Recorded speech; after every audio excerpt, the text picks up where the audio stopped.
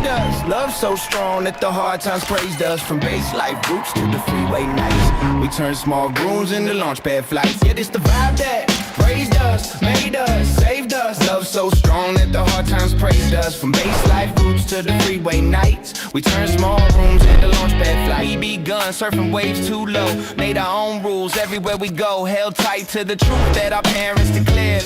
Anything is possible, the love stayed there. Now Rob's daughter ballin' on the end scene, Olay scene. Will's kids live dreams we never could have seen. This the vibe that raised us, made us, saved us. Love so strong that the hard times praised us. From base life roots to the freeway nights, we turned small rooms into launch pad flights.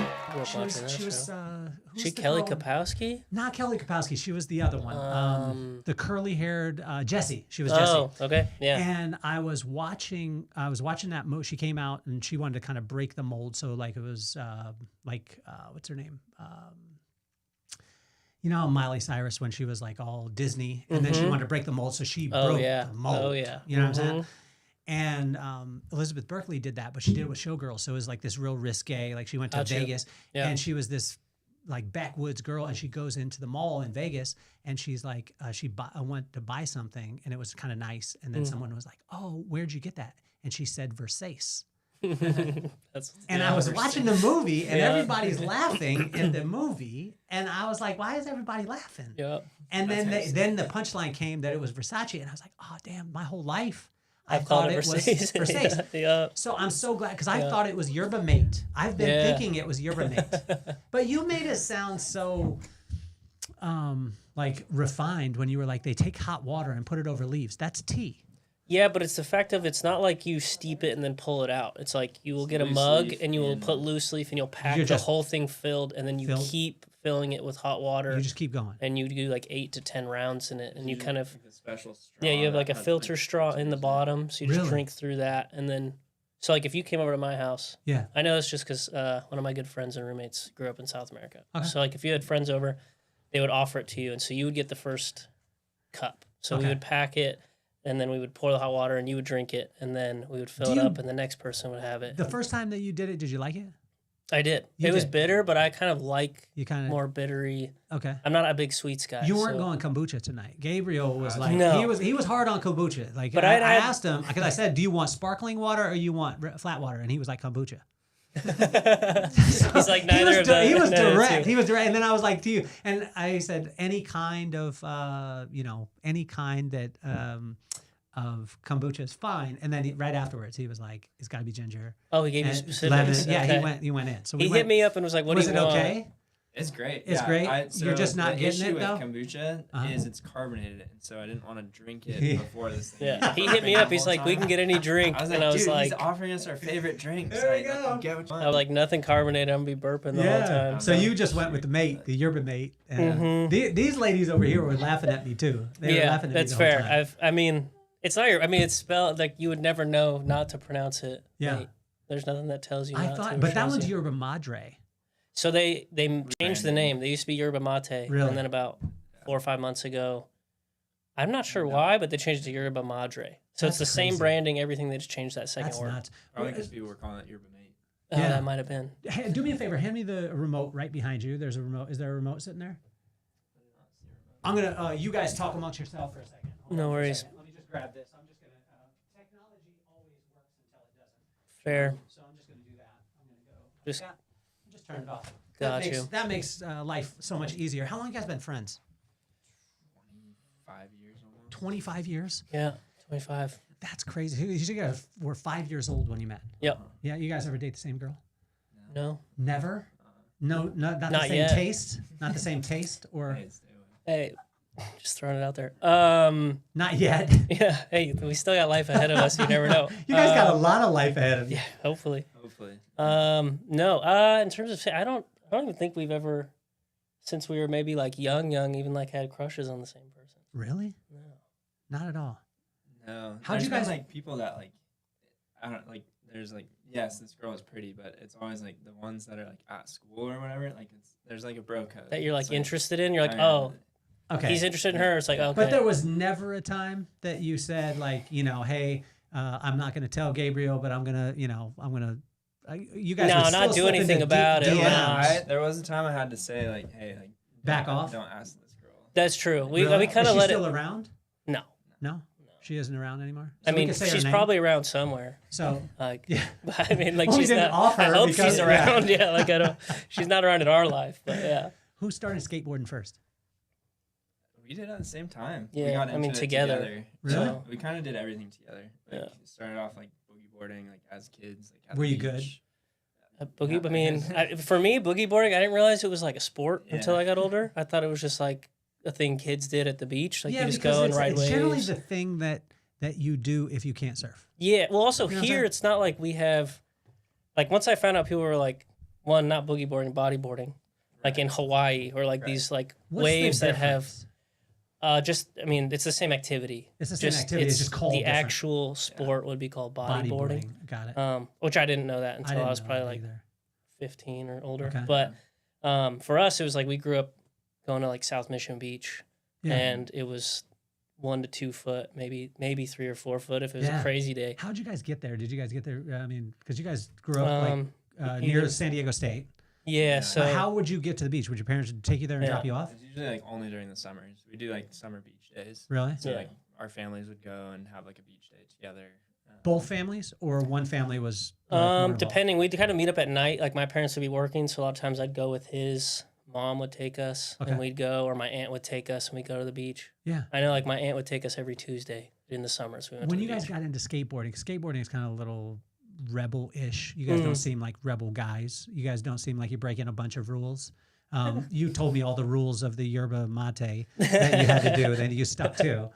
Did you guys? I mean, were you guys kind of like punk rock against the grain, stuff like that, skateboarding, or were you? We were thrill seekers for sure. Okay. Like, Yeah. adrenaline junkies.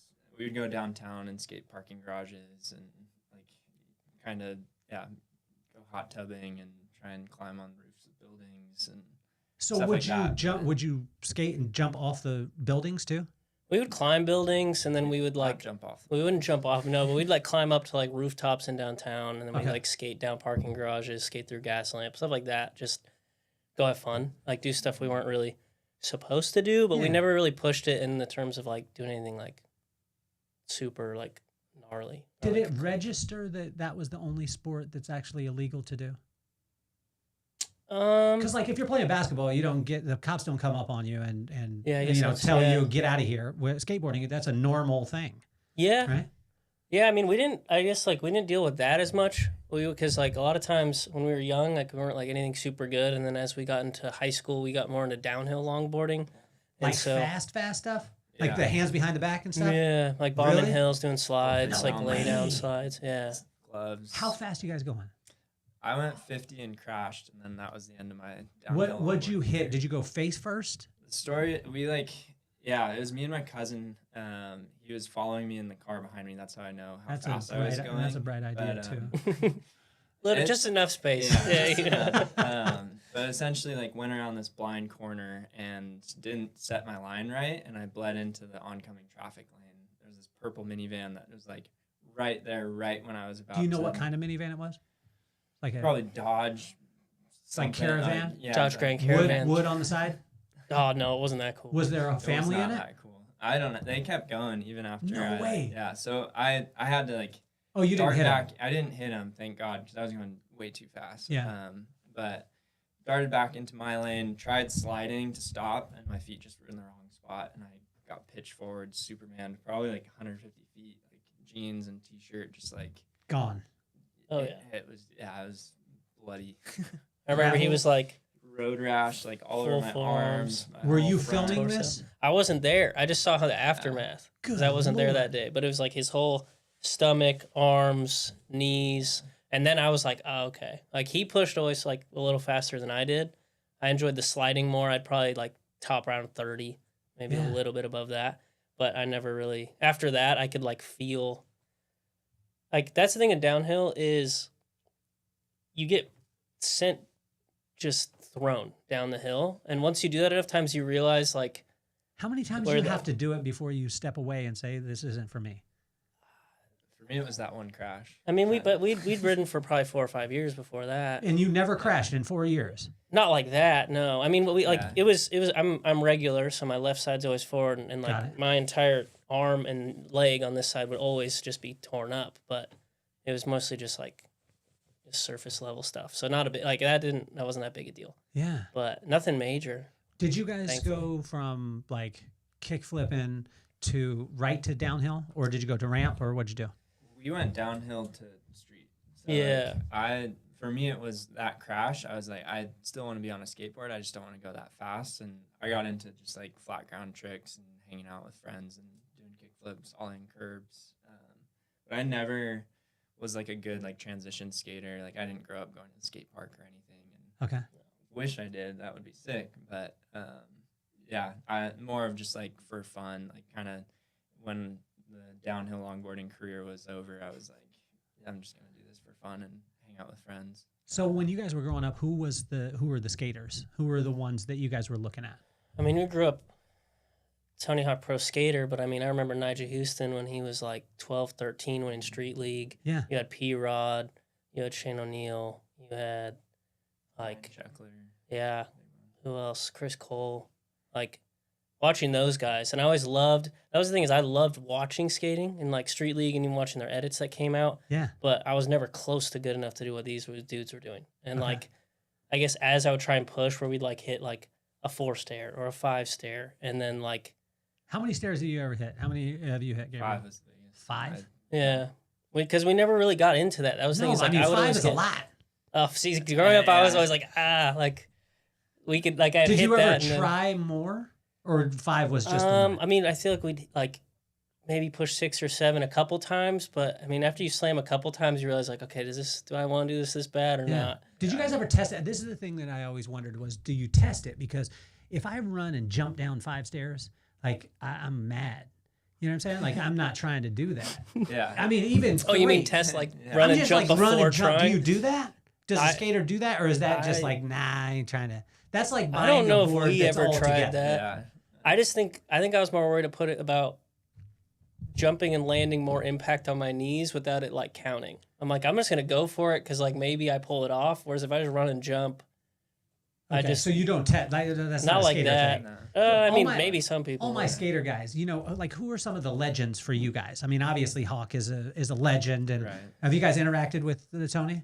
I met him once. I got like a 2-minute conversation. That's cool. What'd you ask? Because you got to be nervous at that time. You look like you could be one his of the son, first man. times I was like actually starstruck. Like growing up, like just like I don't know. And I've met like I got to meet Kelly Slater earlier this year too. Yes, great name. Great name. Like Tony Hawk was just like this like, whoa, my heart is pounding. And it just maybe because it was more like I didn't know I was gonna get a chance to like actually talk to him. Yeah. And then I like got like a couple minutes with him, but that was at his like 900 board auction. So he was selling the board that he landed the like first 900 ever on and sold for $900,000. Was he selling it at the? Was he selling it here? Was it? It was up in LA. It was in LA. Yeah. Was McGill there? I don't know if McGill was there. I don't remember seeing him there. Because I grew up with all those guys, right? So I grew up with like McGill, Steve Caballero, Christian Hosoi. Actually, Hosoi just messaged me last night. Oh, really? Yeah, because I messaged him and let him know that you guys were going to be on the show, right? And what you guys were doing. And so Christian, he's hopefully you're listening, Christian, because I've been in contact with him and he's going to be on the podcast. So I mean, it would be cool to be able to have you here. Oh, that'd be rad. When he came through, but he was like, awesome. For me. I'd love to meet him. But I never got to have his board. That's the thing. I'm going to tell him. That's such a classic board too. That deck. So gangster. Yeah. We just were poor, so you know we got the bad board. We went to Gemco. You guys don't know what that is. Okay. Shout out to Gemco. Hopefully they'll be a sponsor. They're bankrupt right now, so they can bring it back. Yeah, we're bringing back Gemco. Yeah. But you used to buy a board that was all put together, so it had like complete like the tail. Stopper. Oh, tail guard. Yeah. Who's gonna have a tail guard? You ain't Not rolling. anymore. You ain't rolling to the skate park with no. the tail. And it had the side rails. Oh yeah. You know what I'm saying? Like everything. That's legit. And it even had the copers. You remember? You know what a coper is? Copers. I'm taking you back. What's copers? What is that? Coper was it went over the truck so you didn't scratch your trucks. Oh, dude, when I was a kid, crazy. you wanted your trucks to be as like torn up as possible. Yeah. Well, I'm sure that that's the way we wanted it too, but I mean, we only had Gemco, so That's how you pretended you were 50-50 and stuff. I'm gonna be the CEO of Gemco. Hey, I'm gonna bring that back. let's make it happen. So when you met Tony, did you fumble with your words? A little bit. Did yeah. you? What'd you ask him? It wasn't too bad. It probably in my Was it mind really was bad? way worse than I. Were you there? Than it actually was. I wasn't. I met Tony at a different time. Okay, but hit me with it. What'd you say? I basically got to tell him about what we were doing in South Sudan. How quickly were you able to say it? Yeah, that was like the first real I got to give my elevator pitch right now. Yeah. I think I got it across when I explained look, we started a program in South Sudan called Skate to Recover. I lived in South Sudan for 3 years, and this program is bringing trauma healing to these youth that just have never seen a form of play like this before, and it's the first most just novel thing for these kids. They've never experienced anything like this, and so just kind of highlighting those things and saying we're trying to build the first skate park in South Sudan, and basically the Uganda Skate Society and these East African skateboard clubs that are just booming right now is something we're trying to piggyback off of, and in a place for South Sudan, it's a place of conflict and a lot of instability, tribalism, and there's not really anything like skateboarding. And so it's as East Africa is just booming with skateboarding, to be able to bring it to this place that's almost forgotten in a lot of ways is really special, because those kids they love it just as much as anyone else in East Africa, and it's just kind of been neglected. And so Tite is really he's the local I met on the ground that brought his skateboard to South Sudan. He learned to skate as a refugee in Uganda. I met him back in 2021, and he just had this passion for skateboarding and wanted to share it with his country. And so he's from Sudan then, South Sudan. Yes, yeah, he's South Sudanese. Is there a big differentiation? So if you said North Korea and South Korea, there's a major and if you just said Korea, people would be like, what is it, South or North? Yeah. Well, I got checked by your boy Gabriel today on Instagram, because I had posted something on there, and when I posted, I put Sudan, and then you were like, can you change it to South Sudan? Yeah. I didn't know. Yeah. What's the difference? Why is that so significant? Yeah, so Sudan and South Sudan are two different countries. Okay. South Sudan is the world's youngest country. It gained independence in 2011, and that split happened from a civil war. So before 2011, Sudan was just Sudan. There was no South Sudan. Okay. To oversimplify it, there's basically the north is very Muslim and the south is very Christian. Okay. The north is very Arab and the south is more Black African. And there's a lot of racism, a lot of religious differences and conflicts that came with that, and fighting and civil war since the 50s.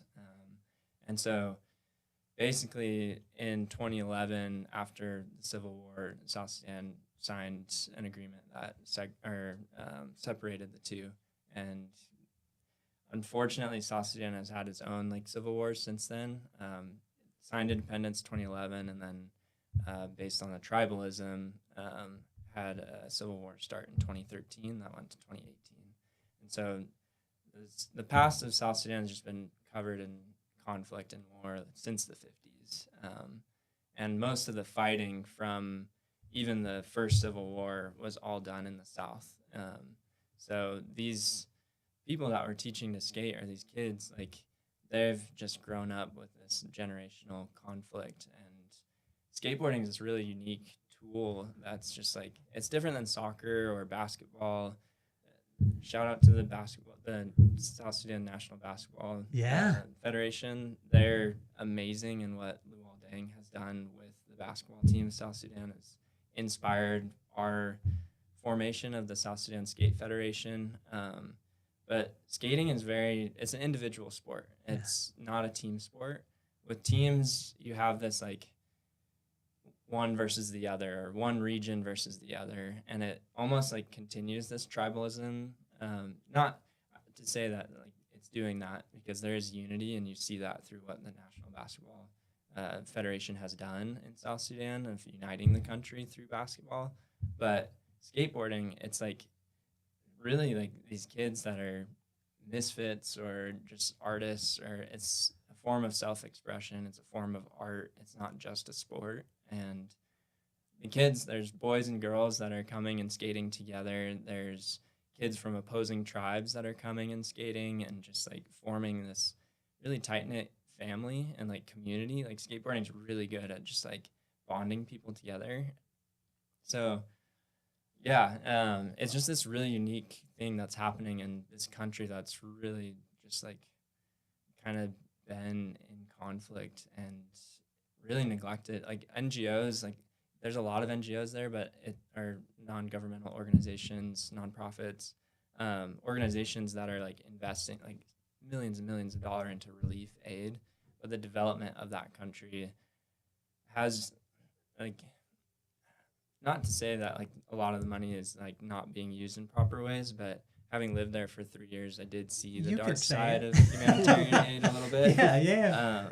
And this program that we started, Skate to Recover, it's a program that's just like so locally owned by the South Sudanese people. Like I'm not even, like I helped found it, but I'm more of like an advisor. Like I haven't even like my name's not on any documents. Like it's 100% South Sudanese. It's Tite's vision. It's his dream. He's the one meeting with the kids 3 times a week. When I lived there, I'd go and like skate with the kids on the weekend. But like a lot of the time I was working, I'd be out in the bush and doing other humanitarian logistics and aid work. So Tite really has been the one since 2021 running this program. And it's been really fun seeing like his development too, because he's like my age. I'm 29. I think he's 30 now. But yeah, like 4 years ago, like just this kid that like wanted to skate and like use it as a form for ministry with the kids and just development for his country and really to bring peace to South Sudan. Did you and Tite know each other here, or did you guys meet over there? We met over there. You did? Yeah. So looking at you, all right, so a lot of people are listening, but if they see you, I wouldn't connect you, like looking at you, this sounds bad, but I wouldn't connect you with South Sudan and like, hey, I'm going to go and live in South Sudan for 3 years. Like, what were you thinking? And what was what was the motivation behind it in the first place? And what got you to go? My faith is a big aspect of it. Yeah. But also just like that journey. I had an experience through skateboarding actually, where I kind of got into some trouble skating downtown, and what happened? I would like the record to show I was not there. You weren't there, which is why you weren't this there became at the downhill either. Sounds like he needs me to be around. There's issues when I'm not. The first time you told me to. We don't. That wasn't my fault. But that wasn't that big a deal. So you go downtown San Diego. Downtown San Diego. What happens? This is like my buddy has like some friends in town. He wants to show them a good time. We're like getting older. Like we're all 18 and just like you're getting older at 18. Going off to college older. Okay. Like, all right. Got it. Out of high school. Like moving not on to kids, the next chapter. anymore. Yeah. Older. Not. Okay. Yeah. I was at college. That's why like I wasn't there. Stranger Things season 4. Right. Yeah. Like or no, that would be 5. Probably just 5. We've already graduated. Yeah. Okay. All right. 5 was bad. Yeah. Did you guys watch it? I did. Ladies, I did. Did you watch it? No, it was. I watched it. I'll be honest. They should have. It stuck made with the me Goonies thing. love the beginning infinitely more. Yeah. Because it kept like throwing back to it, and then I was like, oh dang, it really was so good. It should have stayed like the buddies together, all the friends, but then it went into like the gory, money, like man. sci-fi, all the stuff. Yeah. So you go downtown, you're in your Stranger Things era. Exactly. It's true. So what happens? We trespassed into the convention center and skated throughout the whole downtown convention center. So you broke into this. We hopped a fence. You hopped a fence. Didn't break anything. Did you get in? Well, like inside the convention center? Did you break anything? Eventually. Yeah. You did. What'd you break? So Windows we made it to get down in? to like the bottom floor. We started from the top, skated all the way down, like through it, and made it to the bottom. Okay. Yeah, there was these like, is this giant? I like describe it as like a hangar out of this like. It's their big like starship banquet from, halls like, where they have like Star conventions Wars. and everything. Yeah, they were in They there. do all the car shows. Like, Yes. just this giant. Is the like, lights concrete on? Floor. lights were on. The lights are on. There was 3 carts, electric carts that were plugged in and had the keys in. So you got it. They're just asking for it, too. So I mean, it's not like the place is locked and has gates and things like that. Or they went and found keys. Okay. No, it was all. It was there. It was plug and play. Okay. So a bunch of 18-year-old boys hop in the carts, start racing them, start hitching on them with our skateboards. Yes. We're having the time of our lives. We had probably like 20 to 30 minutes in there of just like having fun before a security guard came. Ooh. Was he big? Was he a big dude? He was a big dude. Was he like big, like Jack big, or was he like big, like Paul Blart? It was a little more like Paul Blart. Okay, so he couldn't catch you. But he didn't have the segue. That was the downside. Okay, so he was huffing and puffing. Yeah. Why do they always hire security guards that can't chase anybody? I think they're there for speed dial. They hit speed dial. The cops. Okay, so he called the cops. Yeah. Because for him, he ain't gonna be able to do anything. No. Yeah. Okay. But this is where the problem happened. And make sure if you're from South Sudan and you're listening to this right now, this is not what you do with skateboarding. We're going to talk about the positive parts of it. The positive parts, bringing you close to Jesus with wings and all those things. But don't go into the convention center. But I'll say, so you're in the convention center. The Paul Blart calls. Yep. The cops come. We're all racing the carts. As soon as the cops or the security guard is like, "What are you guys doing here?" We freak out. My friend who's driving one of the carts jumps off as it's moving to run away, and the cart just plows into the wall. It's this giant like panel in the wall, and it comes crashing down. It's like the loudest noise I've ever heard in my life. Like the 40-foot panels, they like divide the room I know up exactly with. what it came down. It came down. Like that cart plowed into that thing. Are you thinking about your parents at this time? No. But soon, are you thinking like, are your parents like? No, they still got to get out. Yeah, the main thing was like, you just got to get gone. To leave. Okay. So we booked it. We got away. We got back to the car. We all split up to get back to the car. We were just being paranoid. But when we all got back to the car, or smart. My one friend was like, I left my phone. My other friend was like, I left my camera gear. No. My other friend was like, my skateboard. Like. I mean, your skateboard, you got to leave your skateboard. Unless it was from Gemco. If it was from Gemco, you got to go back Christian, for that dude. bad boy. You got that Christian like a soy one? one? Yeah, you got to come that back for thing. So basically, with the phone, we knew everything was documented. They had photos of us. They had our contacts. Because you guys were videoing yourself. Of course, of course. We were going to be doing. We grew up with technology. Night. What do you think we're going to be doing? So we ended up deciding to go back. Did you post anything while you were in there, like live? No, not live. I don't even know if live existed back then. Yeah, I don't know. You guys are acting like it was a long time ago. There wasn't live. I can tell you that much. Are you sure? You when was live? Posted like photos to Instagram. Can you look on your phone up to when see live when became live a thing? Became a thing. So you guys did you get busted at the house? Did the cops come to the house? No. So what happened? We got away. We ended up like driving past to see if there was any chance we could get back in and get the stuff. There was like, I kid you not, like beautiful wishful thinking. Cop cars like outside the convention center. Like this giant like bank heist just happened or something, and we were like, yeah, we're not going back there. So we book it back to my parents' house. We all kind of vote on like what to do. Yeah. We all voted to tell my parents. Did you like put in a hat like the vote, or did you raise hands? More just like say aye. No. It was just like a decision. We're just like, I think we should do. How many guys were there? 6 of us. Who voted not to say anything? What's his name? I'm gonna keep that disclosed. Not gonna say anything. I wasn't there, so I can't even. I would have said, nah. I mean, let's just move on. I probably would have said. The problem is then like living with the idea of like, okay, they have a phone, they know our names. Like, when is like a cop gonna show up, or like when are we gonna get served like a court notice? Had you done missionary work before you did this? I did one missions trip before that. So like while you're in it and you're doing this whole thing, are you thinking like maybe this isn't the right thing, or are you just like, no, this is so cool? That adrenaline seeking, like thrill seeking. So the mission, like if you go on one mission, it doesn't affect you. It doesn't affect you. It didn't even touch your heart. You know, sweet baby Jesus doesn't have anything to do with just one mission. You got to go on two. It's also just like, this is my thing, because I'm away. I get a call and hear about this, and I was like, dude, how long were you in there? He's like, I don't know, probably like an hour.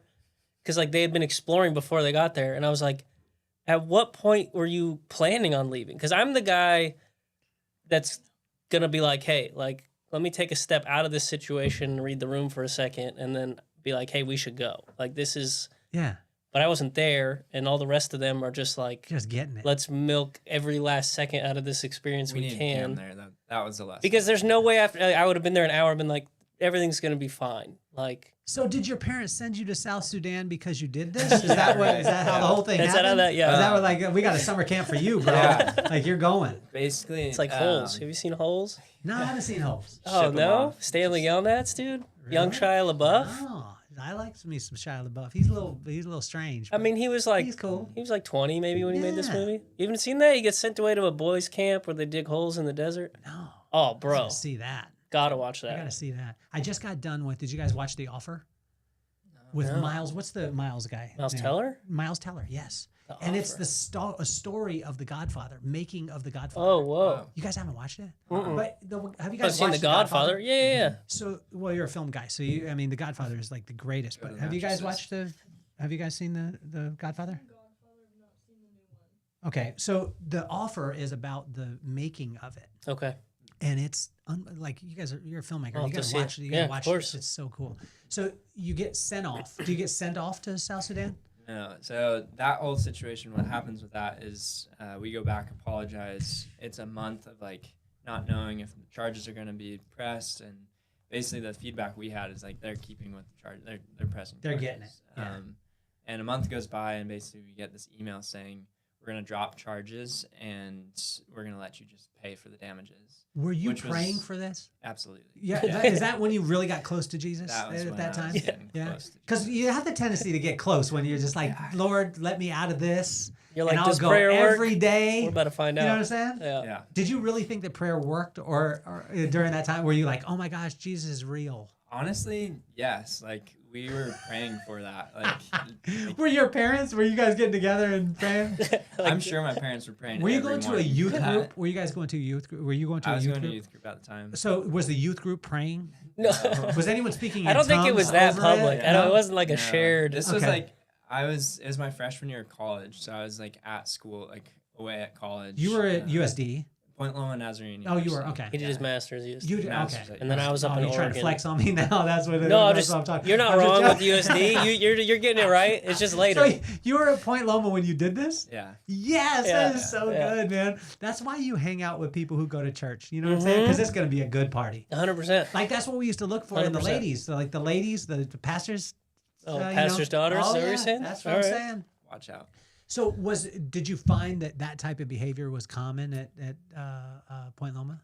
Yes, but also like what I was doing was like, I mean, we weren't drinking under the influence of anything. Like we were just trying, just having fun, fun, like just dumb kids trying to like break 40-foot walls and do stuff crazy like that. things. 18 so, cops. Like, there was like a level of innocence to it, but. Too innocent that they were like, we thought this wouldn't be a big deal, and that's where it's like my parents knew like that we were going out like midnight and later like skating downtown, and they were fine with that. They were cool. Yeah. Okay. Are you an only child? I'm the oldest of two, so I have a younger sister. You have a younger sister. Yeah. Are they lenient on her? Seemed like a good guy. Like were they lenient on you? They were lenient on me, but also like they trusted us. That was the thing. There's trust. Were you raised in faith? Yeah. You were? Okay. How was that growing up though? Because a lot of times it's not cool. You know what I'm saying? Like your parents want you to listen to a certain type of music. Yeah. Nowadays, like you got Forrest Frank, who's going to come on the podcast. I've been after that Joker for a long time. There we go. I've been telling him. Honestly, I don't know him yet, but I just figure he's not my friend already. So I just been messaging him for like a solid 8 months, like almost every day. But imagine how many people are messaging him. Yeah. I mean, I don't know his follower count. My mom said I was special. Hey, I think you are. Come on, Cameron. But he hadn't seen the message yet. Hasn't seen it. But his PR person reached out to me. There we go. She was like, can you take that video down? Because I had said something about that where he... But that got your foot in the door, didn't it? Yeah, and I was like, and I invited her to the Vibe Room. She was supposed to be at the Vibe Room, but she didn't come. She'll come on March 11th. That's what we'll have to do. There we go. But was it hard as far as growing up in faith? Because a lot of times that turns people away from that. I think I would say like my faith never really became my own until like senior year of high school. Okay. I had like this like tangible encounter with Holy Spirit that was just like, this is so real, and like God is real. But even after that, was it the time of you getting off and them not pressing charges? God, was that the that Holy was Spirit? the second time. That was the second So, time. like, What was the first time? Well, the first time was like I had like a prayer burden for this middle schooler. I was a senior in high school and ended up like praying for this kid and had this like really amazing, just like I felt like on fire, but like the best like fire feeling I've ever felt, and like just really like touched this kid in like this moment. I just really felt like God really used me, and so like that like was the first experience I ever had with like I really want more of this, and I like believe God is real. Then there's seasons and still learning after that, but this second incident at the convention center was probably the biggest one of like eye-opening. Like in one night, like I could have thrown away everything I'd been given. Like if those charges were pressed, I would have had to go to court, fight it. That would have probably set me back in debt, maybe ended me up with doing time or like. Yeah, because those walls cost what? Like, well, it was to fix the damages. It was like 16 grand, but they said to like replace everything, it would have cost like 20 grand. So they were like generous and let us just like fix it. Yeah. But still 16 grand split That's 6 ways between like 18-year-olds. Like I remember like what'd your parents do?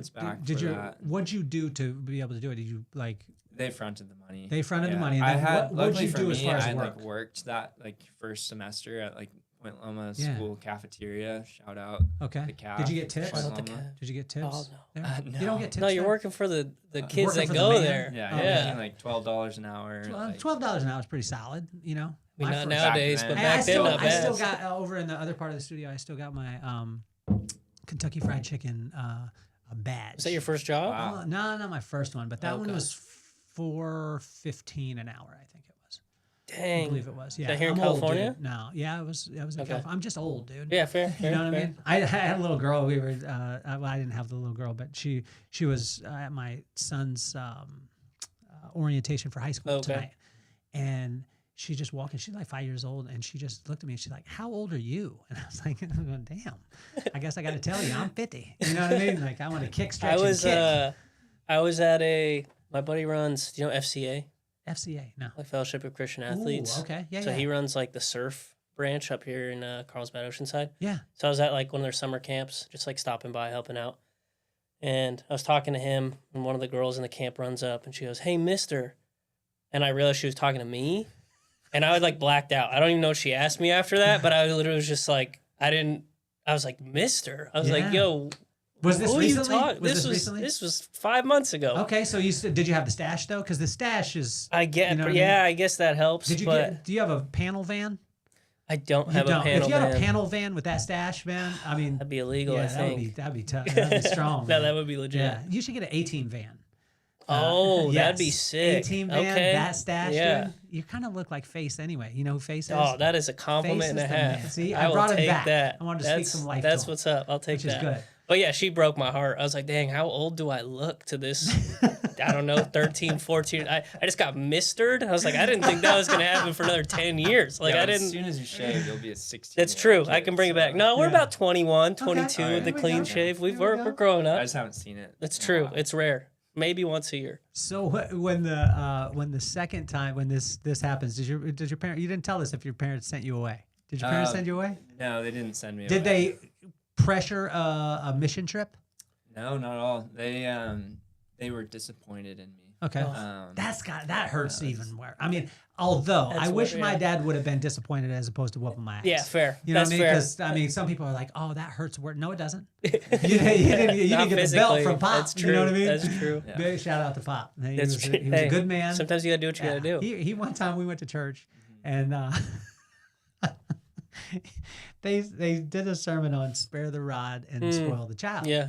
He came home and whooped us because of that. There was no basis of the whooping. Did he give you like preface it with anything, no, or you just walked in the door and he was like walked home, got in, he took the belt and he was like wow, and just it's like I ain't spoiling this child. He just made sure we weren't spoiled. So I mean, better safe than sorry. Yeah, I might be on so. Pop's side. I don't know. You might want to do that tonight if you. Well, you guys don't. I don't have any kids. You don't have kids. any kids. Just find some kids. You know what I mean?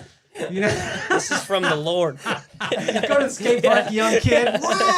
What's happening? I got to discipline Trying you. to make T-Tay. sure that this kid. T-Tay. Get that belt out, like Pootie Tang.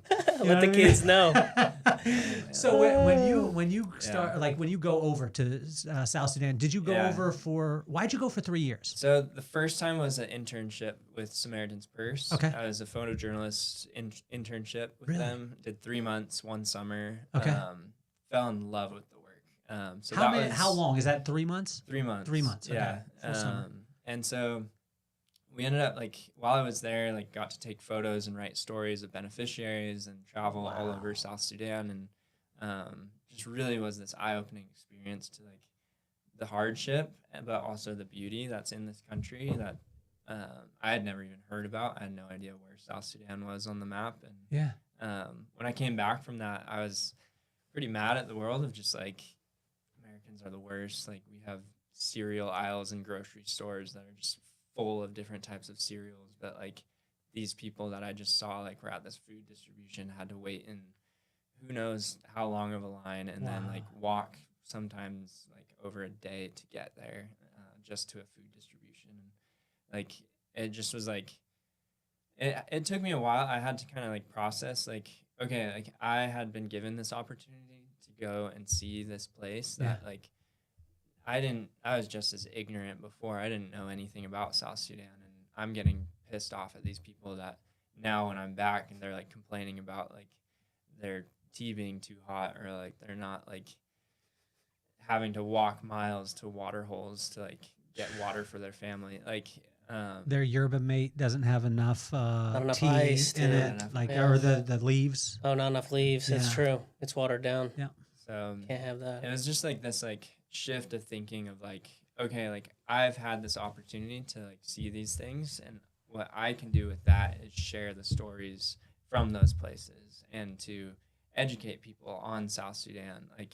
I can't expect everyone without having those experiences or without seeing those places to have a response that I'm having. It's just because I've been exposed to those instances. Yeah. And how do you tell a story? Because being a filmmaker, how do you capture that story? Because my wife is really good with, I'm bad at comparisons. No, I'm here for it. And transitions. But I always give my brother a hard time because he's a filmmaker, and then I'll be like, oh man, I just made the greatest film, and I'll show him a video on my phone real quick. But my wife puts together our vacation. Okay. And she takes all the pictures and she does it, and she puts it and music, and it hits at the right time. And my brother does this. He tells a story. And then I experience the same thing. I'm trying to tell my friends the same thing. And my pictures suck. You know what I'm saying? Yeah. So there's an art to the storytelling. When you guys thought, hey, we want to make a documentary on this, how do you go about telling the story? Because La Paloma is a big theater. Yeah. It's iconic. Yeah, it is. You know what I'm saying? Yeah, it is. And I would say that the documentary is probably going to be longer than 2 minutes. You know what I'm saying? We're currently sitting at 26. Yeah, and 26 minutes is a long time. Yeah. How do you craft the story? Because you're hearing it, but then you've got to do it visually. Yeah. How do you do that? So beforehand, Tim and I kind of got together, and we looked at the story centers around Skate to Recover and the ministry and what T-Tay's doing.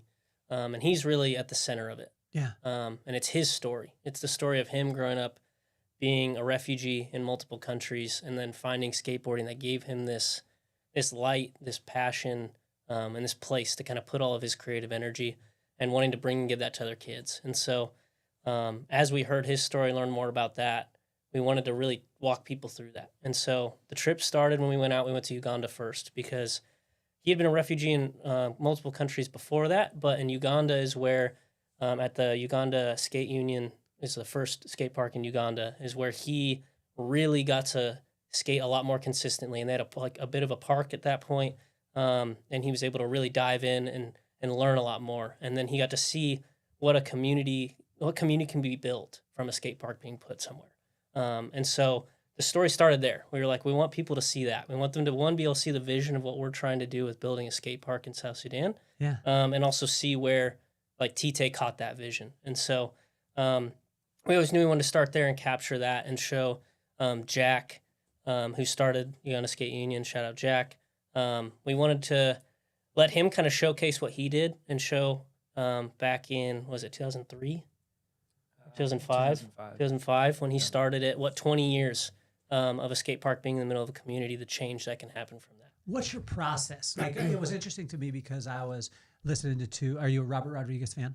Yeah, a bit. Yeah, I wouldn't say I'm like he's my top, but I'm of course a fan. I loved his story. I got to listen to an interview of him, and he talked about the way that he puts together a movie, right? Okay. And so he would do 3x5 cards, and he would say like have you seen El Mariachi? I've not. I didn't roll my R's either. My grandma would be mad.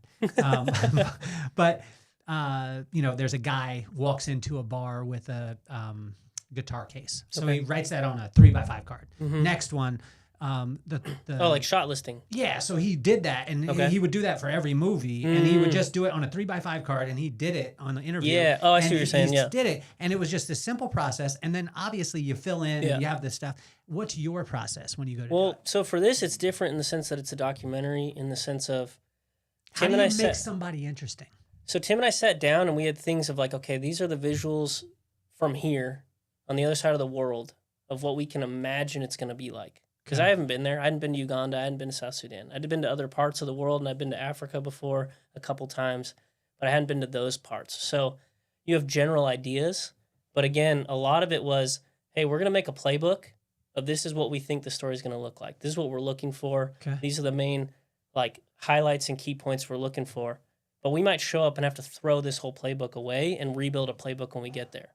And so we knew that going in, and we were like, these are the things we really think we can hold on to. And then at the same time, we knew, and every day, at the end of the day and beginning of the next day, was like, all right, this is the area we're trying to kind of cover based on what we've seen yesterday or what we know we're walking into. Okay, what do we need to change to make that more realistic to what we're actually working with? And then, I mean, you're in Africa. When you're in Africa, I don't know if you've been to Africa, but Africa time is a whole different way of managing time. I've been able to be to Africa a handful of times now, and things just happen at their own pace, and you just got to roll with that. And so maybe your day was supposed to start at 6 a.m., and it starts at 11 a.m. instead because no one else decides to show up till 11 a.m. And you're just like, all right, well, that's what it is. There's nothing I can do about that. But I have the rest of this day to do as much as we can. And so it was a lot of just rolling with the punches. South Sudan, I mean, I've filmed and been lucky to film in a handful of countries now and all over America. And that was the hardest film project I've ever been a part of, full stop, not even close. Just because, I mean, we have police that we've paid to be with us every day to mitigate and manage risk. We have international press passes. We have specific clearances and kind of all the paperwork needed. But at the end of the day, when you're on the street and cops come up and they want to see your paperwork, but maybe they don't like what the paperwork is saying and they don't feel like that's enough. And so they either shut you down or they try and get you to take care of it, give them some more paperwork. Yeah, exactly. Do some paperwork on the fly. And so even our own bodyguards. Yeah, even our own saying, security would be like, hey, you actually need a different clearance and it's going to cost this much. And we're like, oh, okay. Thankfully, well, that was the thing is Gabe coordinated the whole trip. And because he'd been there and had connections there, we had people that we could verify things with and make sure that everything's, because if it's just us showing up, we don't know. We don't have anybody. How long into your trip do you have the idea, like, I want to film this? Because there's the part of living it, making a difference, things like that. And then there's, I mean, the film part of it's a whole different monster. Yeah. I'm a photographer, so I've like always documented like what we've done with Skate to Recover. And so like I have photos from the beginning and I've loved like telling stories through photography. But do you like shooting on film? I love film. Okay. Yeah. It's so amazing because we were so happy to get out of film. You know what I'm saying? Like, it's funny. Yeah. But I used to have a friend that worked at a 1 hour photo. Oh yeah. And I would trade him services. Like I was in the professional beauty industry early on, so I cut hair and stuff, and I cut the dude's hair, and he would develop all my film, and he would give me film, and then we would get what's called doubles. Do you guys still get doubles? Like double exposure? Yeah, no. I'm saying double pictures. That was like a big thing back in the day. What do you mean? Like they give you a second, like 2 copies, or what do Two you mean? copies. Oh, okay. And that's like a that would be like double animal style. Okay. You know what I'm saying? Like, but you're still getting your negatives doubles. back, Yeah, right? you get the negatives and the strip and the whole thing. Okay. But you get the doubles, and you get a pack of just. Oh yeah, I mean, I garbage. grew up. We'd go to either like Costco or like Walgreens, and you drop your photos off, and then you'd like do a lap for whatever amount of time, and then come back. Or well, it used to be a day. It used to be a day, but this dude was our photo. Okay. And then I was like, I was like the John Gotti of photo because I would roll in there and just get my stuff right away. That's right. Get doubles all the time. There we go. You know what I mean? Never use them. Never use them. Yeah, is it work? Do you have any of them now? I have a lot of them. My wife doesn't like it. Were you a photo book guy? Like you create albums? Oh, yeah. Yeah. I was original Instagram. There we go. That was why I would flip that. Yeah. Like that. Yeah. Oh yeah. Take it over and be like, with the plastic sheets and they stick to each other. Yeah. That was awesome. Yeah. So did you shoot a lot of this stuff on film, or you shoot a lot digital? Mostly digital there. Mostly digital. Okay. Yeah, because I like. Because you're flying blind with film. I have because I started off with Samaritan's Purse. The 3 years I was there, I was working for Samaritan's Purse. You were okay. So you started off as an intern. They liked you. They liked me and hired me back. Did they like you a lot? I like to think so. Okay. Did you tell them about the convention center? No. No, you didn't. Okay, cool. Yeah. Do they know about it now? Probably after this podcast. That's perfect. Yeah. I'm glad that I want to out you as much as possible, man. This is the reality. Yeah, it's the reality of it. 100%. So you start taking pictures, things like that. But when does it click?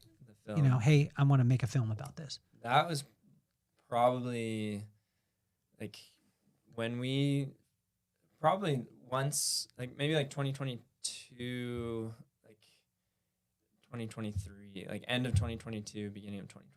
That was when we were just starting to formalize the South Sudan National Skate Federation. Yeah. And that was inspired by the Basketball Federation, and seeing what the South Sudan Basketball Federation did and just how it inspired the country. I remember being in Juba, South Sudan, watching the Olympics of.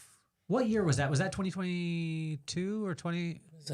No, because it's 2022, right? Because 2026 is coming up, and there's going to be another one. I think it was 2020, and they did a COVID thing, and so it was aired 2021. Because they got to what they get to? They got to the.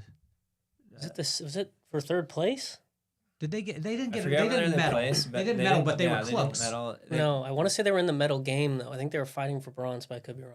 The one I remember, I don't know. Can you check that? Yeah, we'd have to check it. But the one I remember watching, the big one, was USA versus South Sudan, and it was USA is the basketball, people know all the names. Oh yeah, and, Steph Curry. Exactly. Yeah. LeBron James. So, the fight that South Sudan put up, they were no joke. It was a good game. Were no joke. It was a great game. And the whole country was rooting for them, and every restaurant or everyone was wearing the jerseys. The whole country lit up, and seeing that skateboarding was in the Olympics too. That kind of got my brain thinking okay, maybe we can if we're starting this now, maybe there's South Sudanese skaters somewhere that. I mean, yeah, there's potential for South Sudanese boy or girl to be represented in the Olympics for skateboarding. Wow. And that was the first time I thought about that story. I was that'd be such a good movie. And then I was what about making a film for what's going on right now too, just this program. And that kind of was just a back of my mind idea of something I was that'd be cool. One day, I don't know how I'm gonna get a film crew to South Sudan and do all these things. Literally, that trip was a miracle trip of just I because of the context I had living there for as long as I did, and the contacts I had. Those people, I mean, made the logistics easy, and even though the housing and the trip was a very challenging trip, just the fact that we got something and what we got was pretty good. I'm really excited for this film. What did you where'd you start with it? Because obviously with these kind of things, a lot of times it's, my heart is in it. I'm excited about it. I want to tell this story. I feel passionate about it. But then comes where the rubber hits the road as far as there's the financing part. And I want to go to that part right away because that sometimes is a hurdle, right? Sometimes it's not because maybe you have one conversation and the person says, yes, I want to do it. And then, you know, you got that person. What was that process like for you? And were you thinking on the business side of it during it, or were you just in the passion side of it? I was in the passion side of it. And then as like we were growing it, that kind of became a hurdle to overcome. Okay.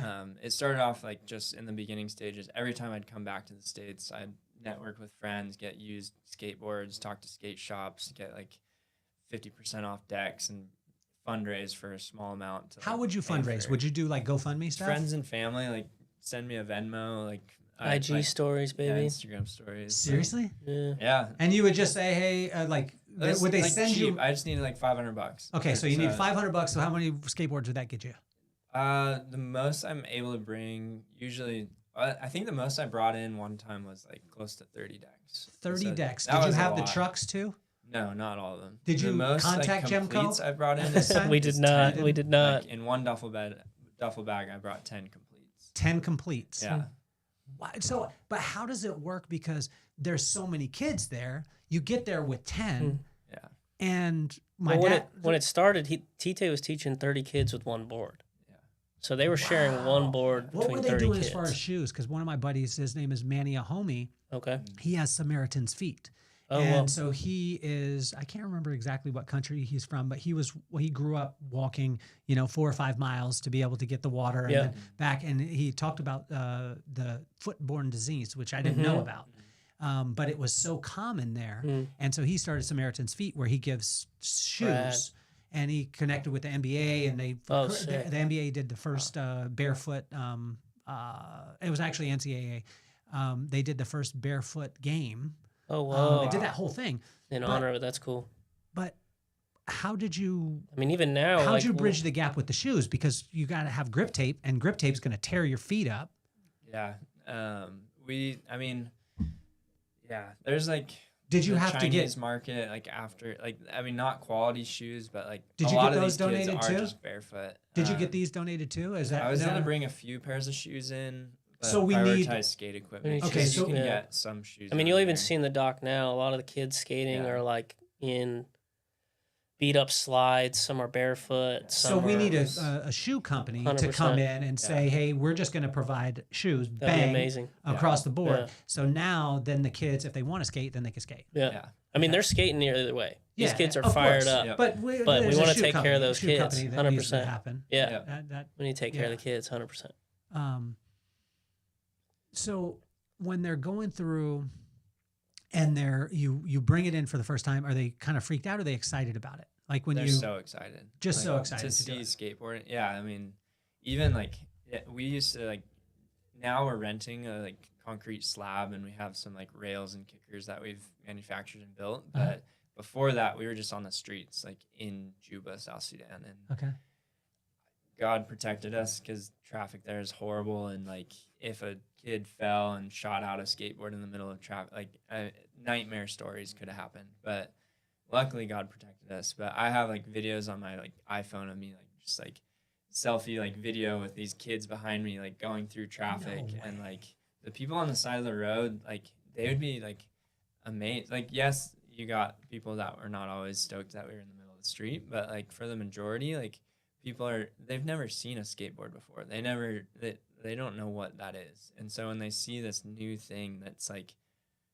really exciting, it's like, what is that? And even police officers, like one of the big challenges of filming in South Sudan, it's illegal to film in South Sudan and illegal to take photos like on the streets of Juba. Is that because they don't want people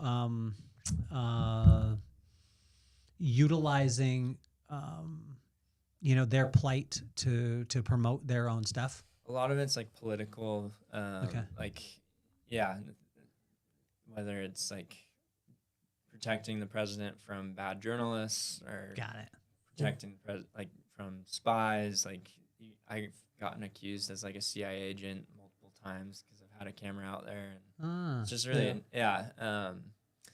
Yeah, they don't trust us walking around with cameras. They don't think we're doing anything good. Okay. But when there's a skateboard there, even police officers, like I'd be there taking photos and like seeing these kids skate, and these police officers just would be enamored by what is this board and 4 wheels like, and did they ever get on it and try it? Did you ever get a cop to do it? That's the next. I don't know if we got a cop. I want a cop. I want a cop to do a kickflip. All right, that would be. Cop kickflip. That'd be legit. All right, Tite. Come on. Tite new achievement. Let's go back to the financing part, because you're getting little contributions, $500 here, $50 here, whatever it is. You're doing that. Producing a film is a whole different ball game. Yeah. Right. I mean, you got to get. How many was on your film crew? It's just me and Tim. Just you and Tim. Yeah, 2 main So you crew. guys go over. You guys fly over. Mm-hmm. How much does it cost to fly over? Between all of us is close to $5,000. Okay, so $5,000. How much does It's got to be more than that. How long you stay? How long like you that, there? 6, 7. I know Southwest ain't going there. 14, 16 days? 16 days. I think it was 12 days. It was quick. Because we were in Uganda for 3. You guys filmed a freaking full-length documentary in 16 days? I think it was like 14, 14 days. Yeah. So where do you stay? Do you rent a car? Because there's not a hotel in Uganda, and then we stayed at like a connection in Juba, South Sudan. We had like a NGO like put us up for cheap. Like we still paid for housing there, but it was really cheap. Yeah. Yeah. So while you're going through, I mean, you gotta get the shots. You gotta tell the story, because I mean the difference. Help me here. The difference between a good documentary and a bad documentary.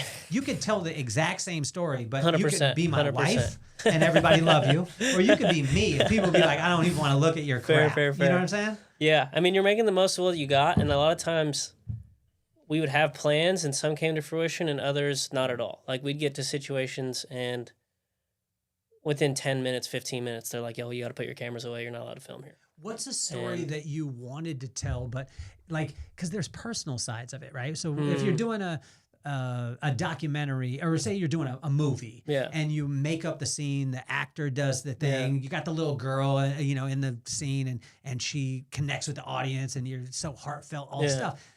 When you're dealing in reality, sometimes that's crossing a line. 100%. So was there stories like that you had to omit? Not so much omit, but I think it was more when we were there that we were just very handcuffed in where we could film and what we could do. So like in South Sudan, we couldn't film out on the streets at all.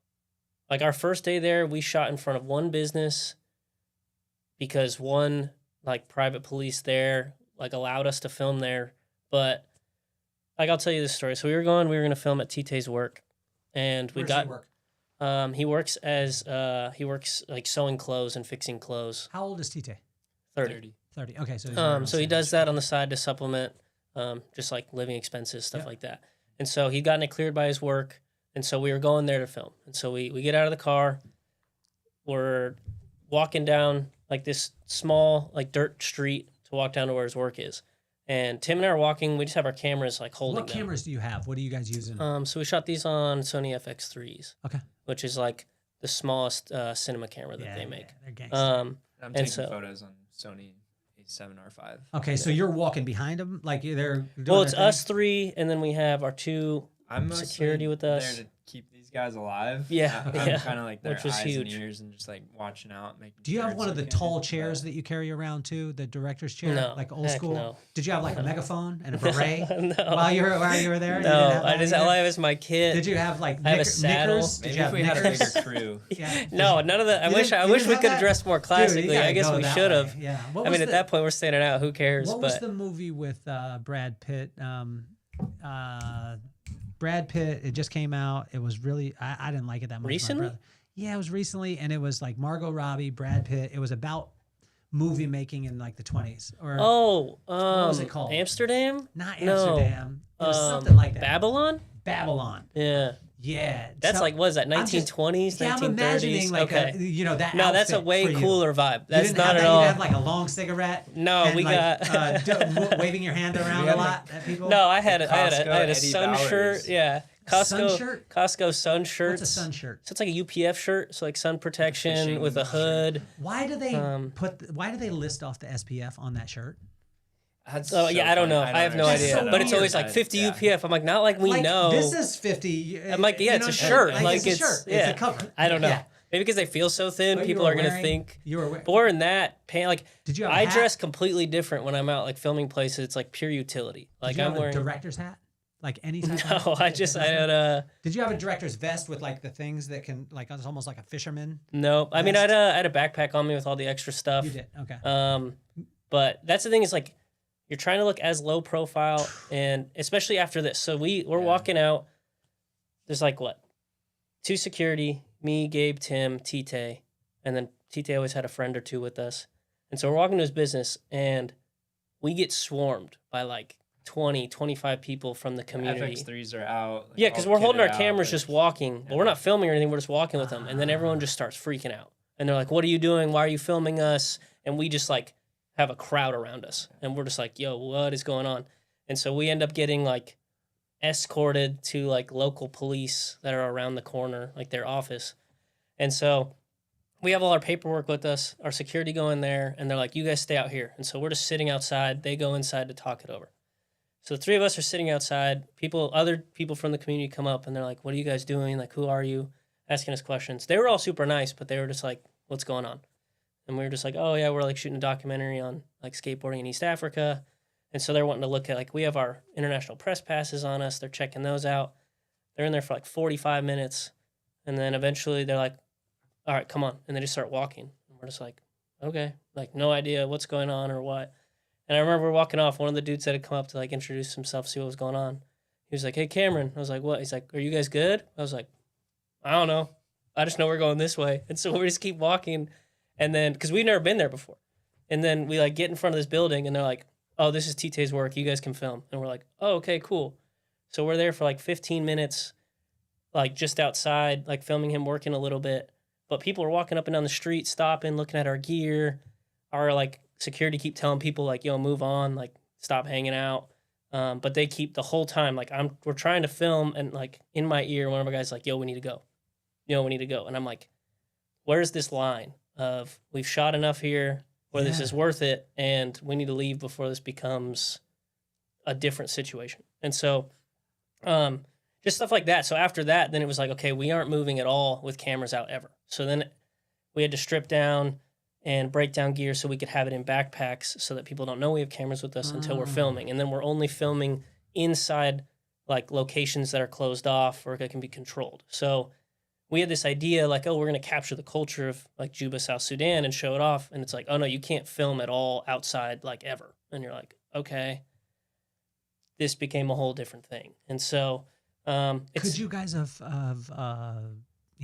hid your phone while it's recording on you? So then that, I mean, phones, everyone's got phones, so it's not that big a deal, but it's like when you're shooting everything at that level, that stuff doesn't cut together and it doesn't really work. And so then it just became about like, okay, how can we set stuff up to get what we need to get where we can? Because like when this is substantial too. I mean, when you're doing the FX3, the lenses are large, so it's not like you're just pulling out, and clicking. And I mean, we would eventually like we had one of our last days, we were getting some stuff of Tite skating in the street and some kids and stuff, and in different areas we could get away with it. Like one of the skate nights still met kind of in a corner on the road, and we probably filmed for 30 minutes, maybe 45 before we got shut down. Really? For that, because we were, and I'm on the back of a boda, like a motorcycle, filming backward as Tite skating. Are you got a gimbal on you? No, this is just hand. I mean, I have a saddle, like a cine saddle. Yeah. And I'm using that, but no, because that'd be way too much attention. So everything's cine saddle handheld. Very stripped down, and really? We're filming there, and like as he's skating, like a cop car just happens to pull onto the road right behind him, and as we're filming, I'm just like, so you got the film? Oh yeah, like I've hit this car, and he's like behind him, and he's honking at him, and then he like pulls off, and we're like, oh, here we go. Did it make the cut? It did make the cut. It made the cut, so we get to see it. And then they pull up, and then our security talked to him for 45 minutes, while we're like, well, we're about to get shut down. So we already start breaking everything down because we already know. And then they're like, yeah, we need to go. And so then it's like, so the last day we filmed again at that point, we're just FX3 body, lens, I don't even have a monitor. I'm just. You don't have a monitor? I just have the little screen because Seriously? I'm like, I need to be able to hide this thing as best I can so we can be out here because we're like, we need these, we want this sequence. We really want to shoot this. Yeah. And so we're just going to like do the best we can as minimal as we can. And so. And how do you deal with though too, like say if you film the kids, right? Because you want to capture the kids because that's a big part of it. How do you know the line of filming kids because it's a great thing and you want to do that, and also like say for me, I don't like to film my kids and put them online because I don't want to use my kids. I don't want to be Joe Jackson. You know who Joe Jackson was? That was Michael Jackson's dad. Oh, yeah. You know, like make money off your kids. To be able to do that. You know what I'm saying? Like, how do you know that line? Like when you were dealing with it, because you were there in the culture, you were there for 3 years, you know the people. Are the parents like, yes, put my kid on camera, or are they saying, you know, hey, you're cool and all, but you know, don't. But yo, chill. Yeah. Yeah. A lot of that is reliance on Tite and his local knowledge of like what we can and can't film. Okay. And then at the program site too, like with the kids, like a lot of that conversation has been told to the kids of like, look, we're going to be filming this night. Like there's awareness for like what the project is and what it's for. Are they excited and like trying to show out? Oh yeah, love 100%. Yes. Yeah. Which that's the hard part is because they're just staring at you and you're like, I need you not to be looking right at me. And it's very difficult because I get it. They're like, what is this? This is crazy. And so it's like, there's a fine line where you're like, all right, like just look anywhere but straight at me because I'm trying to be able to use some of this. Are you are you like through this process too, Gabe or Gabriel? Gabe's good. Okay. All right. Because you don't want to shorten your name. Cameron. No, it's fine if you call me Cam. No, you told me earlier. You were like, I just won't shorten it. Yeah, you were like, some people do, but you know, you laid the line, and with that stash, I knew. You know what I mean? That's where it was. Where was I at? In terms of the kids being like engaging or wanting to have their like picture, their image being used and like being filmed. Yeah, I mean, was there times where you had to throw your director hat on because this is your vision, right? So this is your vision when you go and you bring in, obviously you bring in filmmakers who are unbelievable at what they do. You got to give them the autonomy to be able to tell the story, but is there internal struggle too? Because, hey, I've been here for 3 years. I know these stories. I need this. Did that director hat go on for you during this process? That was a bit of a struggle of like the shots that I had in my mind that like I really wanted, and I'm sure Cam and Tim also had shots. Cameron. I just wanted to say. No, he can call me Cam. We're 25 years in. He can call me kind of whatever he wants. Has he ever spoken the third person? Because he was talking about it earlier. Like no, he was saying like, when I introduced myself. He was like, it would be weird saying Cam. I was like, do you talk about yourself in the third person? Sometimes. Does he? I've heard it. Does he ever roll in and be like, Cam needs a yerba mate? Oh, look at you. There we go. I became cultured. Okay. You know what I mean? That. I'm here. Yerba mate. Can't say I didn't do anything. I'm trying to get Yerba Mate to sponsor the podcast. Well, they're Yerba Madre now, so Okay. shout out Yerba Madre. Yeah. I don't get the name changed, but I still support I you. don't understand why they changed it. Part of me thinks because mate is like the drink, maybe they couldn't license the name. Were saying mate. Maybe that too. For my whole life, Mate. it has been mate. Mate? Mate. And I saw the Madre tonight. I was getting it for you, and was the Enlightened Mint good? It's my favorite one. It's the best one. I didn't know because he just said mint. He didn't say enlightened. Enlightened mint. Sorry. He's not enlightened, that's why. Yeah, but when I went to get it, I was like, man, is this the off-brand? Because growing up, we would always get the off-brand stuff. We never got to get, and I was like, man, Cameron. Like the Mr. Pibb. Yeah, like Cameron is going to think that I'm shorting him on this stuff because I got him the Yerba Madre. No, bro. Yeah, last time I went and got it, I was like, it's the same logo, same font. But I was like, is this a second brand? Like, I was so confused to the point where we looked it up. We like had to do some research because I didn't know. So it was the same. So it's very, very new, very new change. Okay. And I mean, I'm not, Shout out to Yerba Madre. Yerba Madre. Yeah. Shout out. So these scenes that you had, like, were there ones that you weren't able to capture? Yeah, definitely. Yeah. And that was just the nature of the beast. What was filming in one South that? Sudan. What was one that like on? Are you gonna? Does a documentary get a sequel? I hope so. Hopefully. We're trying. Yeah. So the goal is. I mean, if we can get a skate park built, we gotta go. We gotta go capture that and show it to people. What will it cost to do a skate park? Depends on the size of the skate park. We could The size that you want. Well, I mean, this is the thing. So, like this, like he can answer the logistics on that. But even just to go back to like Uganda Skate Union, it started with a small half pipe that was like a 3 foot tall half pipe, and then they built a whole park around it. Boom. Yes. So it's really getting land and getting it started, and then being able to build from there. It's not like, oh, we're gonna get this thing, it's finished, it's done. Okay. The goal is to get it started, be able to give a place where they can consistently come. They know they're safe. They know they don't have to worry about either dodging cars or people from the community coming and either kicking them out or not liking that they're there and causing problems. A place where they can store the boards, they can store everything, and they know they can. It's like a permanent location, and then build from there. So it's really just getting it started. Boards as opposed to them having their own boards. It's not that, it's the fact that a lot of times they have to travel really far. There's been kids that have gone home with their boards and people take them from them. That's what I was wondering too. Like we have a lot of gear still, like for the kids, but we don't have a place there to store stuff. Tite's storing stuff in his 1 room apartment that's really small and cramped, and has as much as he can, and so we have stuff, but there's not a place that we can send it that's safe and they can store it for the kids. How so that's many a huge part skateboards of do you guys have there right now? Close to 50. Yeah. So 50, but how many kids come? That's the funny part of the That's video. a funny part of the documentary. Anywhere from like, I'd say probably 30 to 50, depending on the night. Really? Yeah. So when they come, but they these don't boards are in all sorts of conditions, and they don't get the same board when they come to. no, they're sharing, they're swapping. Wow. Yeah. And so we have a lot more boards to send, but that's like until there's like an actual location. Place, like we that's enforce- safe yeah. to be able to do. That was an interesting thing because my dad worked in Africa for years, and he was in Pemba, right north of Mozambique. Okay. And so I was asking him when he went, he was telling me about the kids and they would play soccer and all this stuff. And I was like, oh, Pop, what I'll do is we'll just deflate a bunch of soccer balls and I'll send them over with you. And he's like, no, you can't do that. And I said, well, what do you mean? He said, because they'll get stolen. Yep. And if you give them to them, then they're going to get taken and they'll get taken. So this happens with the skateboards too.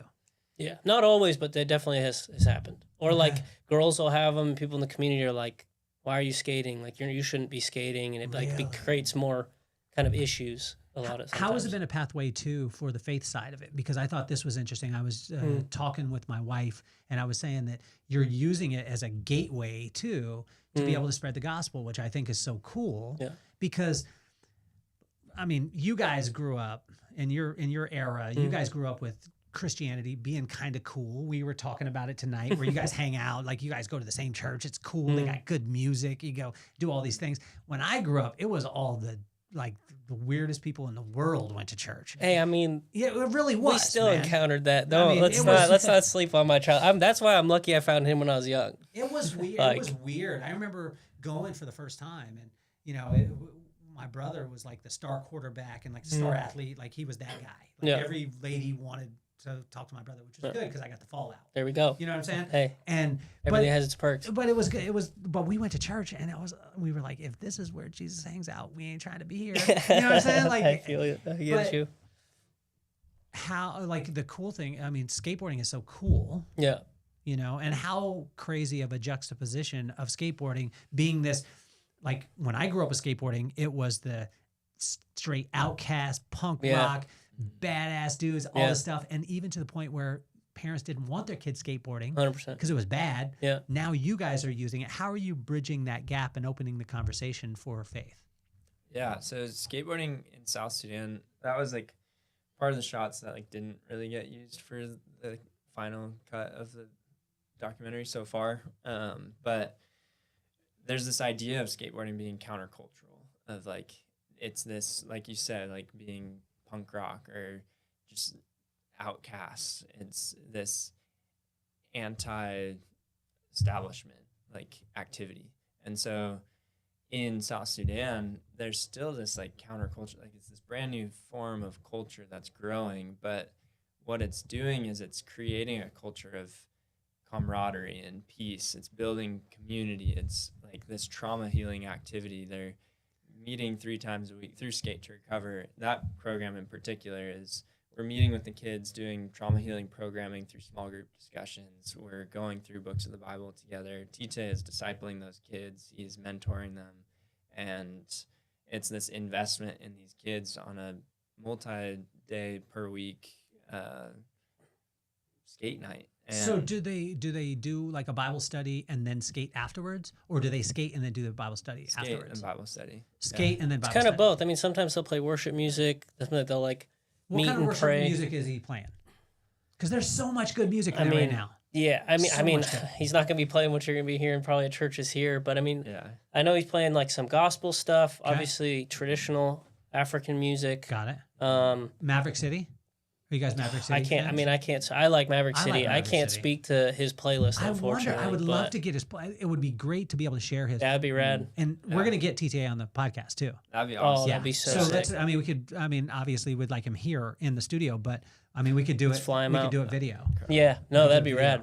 You know. But yeah, it's cool in the sense of also he's sharing his experience as being a refugee and also growing up and living there.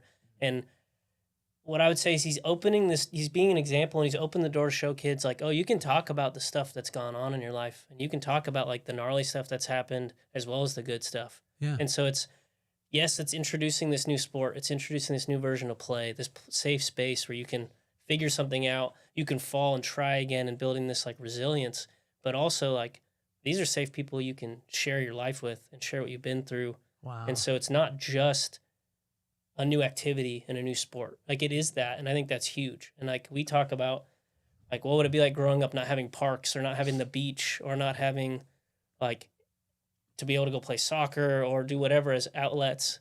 And so giving them that is huge. And like play, I think is like overlooked as its importance. Yeah. But on top of that, it's like you can have friends where you can talk about the real stuff. You can break it down, praying for each other, and also just letting them know like, hey, I've been through something similar. Like it's not weakness to share that. Are they speak? Is it all speaking English, or what is the language? Arabic. English and Arabic. Okay. Mostly Arabic. Do most of them speak English also? Not all of them. Not all of them. Okay. Yeah, I'd say but split, in Juba, there's a decent amount of English. It's usually broken English, but yeah, mostly Arabic. Okay. And then Tita is the translator for me whenever I'm there. Yeah. And then what about the word? What are they reading? I mean, are they reading it in Arabic, or are they reading it in? In Arabic, from what I know of Tite's reading, I mean, pretty much all the speaking at the groups in terms of like their meetups is in Arabic. Really? Yeah. And so they'll go through and they'll skate first, and then they'll go like a little quick Bible lesson or whatever it is. Yeah, usually Tita shares, or we have. I've had like some Do coworkers. the parents first share? Are there parents that kind of come up against it? There's not really even I mean, when I've been there's not really parents there necessarily. Okay. It's really Yeah. just the kids. Kids are just doing their thing. Yeah. Because there can be some times where, you know, a parent would be like, hey, you know, I'm cool with my kid skating, but I ain't trying to have doctrination in any way, shape, or form. I mean, Yeah, I mean, from what Tite Tite has like expressed to us and shared, he was like, "Hey, like this is what we're gonna do. Like, I'm gonna pray for these kids. I'm gonna share the word, and I'm gonna do that as part of it. If they don't want to engage and be a part of that they can do what they want to do. But like, this is what we're doing. Is there here. someone- There's There's Muslim like kids. That that are part of it. Yeah. Is there someone providing Bibles too? Samaritan's Purse has donated Bibles to us. Yeah. Okay.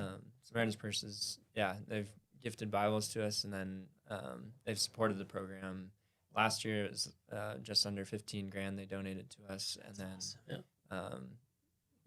hopefully this year. How many as kids well. how many kids are in the program? I mean, or like in the that come through? Is it, you know, maybe 60 or 70 that rotate through? Yeah, Oh, like total. Yeah. I think it's hard to say because we've moved around so much. We don't have like a one location where we're always at. Yeah. This year was a little bit more stable that way. And we got like the same kids coming back to us. But I'd say probably like to date, like since 2021, we've probably had over 150 kids that have tried Really? skateboarding. That's amazing, man. And yeah, to see the joy that brings. I mean, yeah, it's special. Like Cam was saying, like it's like introducing the beach to them. It's like this new form of play, and it's like their eyes are just open, and Yeah, it's this family tight knit like brotherhood that is being built, and yeah, it's just really encouraging to see something like that happen in South Sudan. That really, I mean, I lived there for 3 years and didn't see anything like it. Well, when someone hears a story, and I had this happen probably about 4 or 5 years ago, or probably maybe a little bit longer. We were doing some homeless outreach, right? And person said, I've always wanted to do it, but I don't know how to get involved. I don't know where to start, right? And like with this, people hear about it and they're like, oh my gosh, skateboarding, kids learning the word. I mean, you two, it's unbelievable because you guys could be doing a lot of other things. You know what I mean? You guys come from San Diego, which is one of the most desirable places to live in the world. Yeah. You know, I mean, you got a bit of a hand up, right? I mean, you guys do. But you're choosing 100%. To go into the fire as opposed to go away from it, which I think is amazing. I want to congratulate you both on this. How can people get involved? Like, because when I think about it, like when I asked the figure, right? Yeah. Because I remember I had a partner in Chicago, and we were going to start a business, and he was like, okay, so what's it going to cost? And I said, well, you know, what I'll do is I'll work for 2 weeks and I'll buy a chair. And then I'll work for 2 weeks and then I'll buy another chair. And he was like, that's cute. How much the whole thing? And I was like, well, and then he's like, how much the whole thing? Yeah. And I said, well, it's going to be X. Yeah. And he was like, why don't we just do that? Yeah. That's rad. In my head, in my heart, I'm positive that there's somebody listening that is saying, why don't we just do that? What is that? I think if we were able to raise $100,000 this year, easy, we could purchase land and build some sort of skate park for these kids. I think the most expensive part is purchasing the land. Yeah. Do you have to be a citizen? Like, say, Tite? Does Tite have to be the guy? Yes. Yeah. Okay. And having the experience I have, like knowing Tite since 2021, knowing his heart, working with him and communicating with him monthly, weekly, and just, yeah, like doing life with him when I was there, like I trust him. Like yeah, this is his life. Like skateboarding is his life. And there's no one else I would trust to have like that land in their name. We've tried other options of getting land donated by government or land given by by tribes in the city. And the issue with that is like the owner of the land can always take it back, or they can sell it, or give it to an investor that's trying to build a restaurant or hotel or whatever it is. And I want something that lasts and is going to be there for the kids for decades to come. And the most sustainable way I can see that is by purchasing this land in Tite's name. What's the kid that really touched you? And I'm going to ask you that same question. Like, is there a name and a specific, because there's a little girl, I didn't get her name tonight. I was at my son's orientation. She's 5 years old. She's the one that asked me how old I was. Yeah. But I said high five, and then she went high five, and I said down low, and I said it's too slow, and she stuck to me. Yeah. And I was telling her, I see you. Yeah. And the whole time, and then she's like, I want to. I said, where do you want to go? Like, she said something about vacation. I said, where do you want to go? She's like, oh, Paris and Tokyo. I was like, damn, like, that's pretty strong. It's high class. And so we were just talking. I was like, have you ever been to Victorville? And, and her mom was laughing, and she's like, no, I've never heard of Victorville. I said, it's just like Paris. Same thing.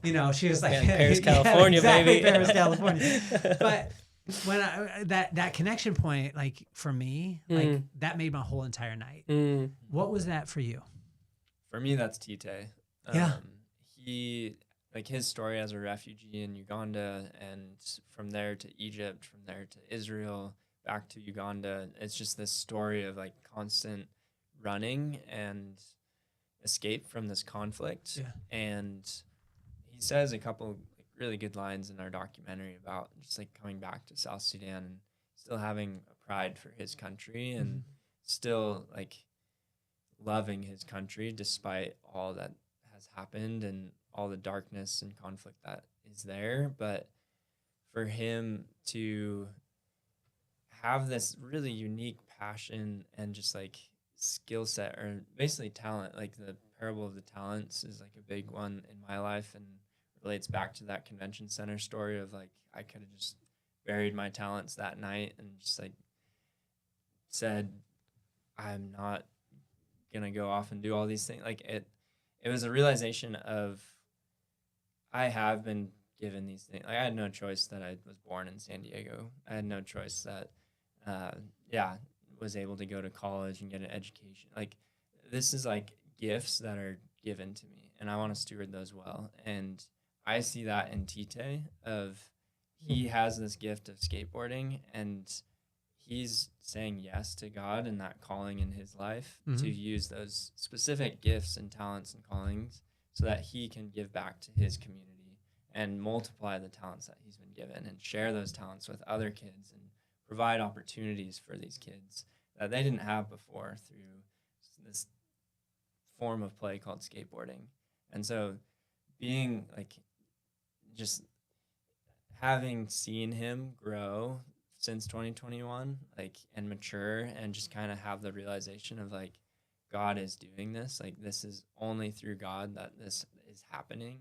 And the awareness is being built. The reason why we were able to do the film, the reason why we're on this podcast, like God's just opened doors, and it's just because of Tite's yes to God. Wow. How about yourself? I would love to answer, but I need to go to the bathroom. Okay. And I can't hold it anymore. You can go to the bathroom. Where is it you're at? allowed to. It's right through here. Right cool. through that way. So we're gonna keep. Yerba mate has got you, man. It's got you. Yerba mate. What about one of the kids that's skateboarding? Yeah. And let me ask you this. I guess you can hit that one here in a second. But what is the, if there was a skateboarder, right, that you could say, hey, if this guy caught wind of what Tite is doing, this could change the game. I mean, that's any pro athlete skateboarder. I mean, is there one? I mean, because say, for instance, do you know who the musician La Russell is? I don't. Okay, so you guys should look at him. Okay. Do you know who he is? So he's a guy out of the Bay Area, and he just did it all on his own. He did it out of his mom's garage and did all this stuff. And then what he did is he didn't put his music, his newest album, on a like Spotify. Okay.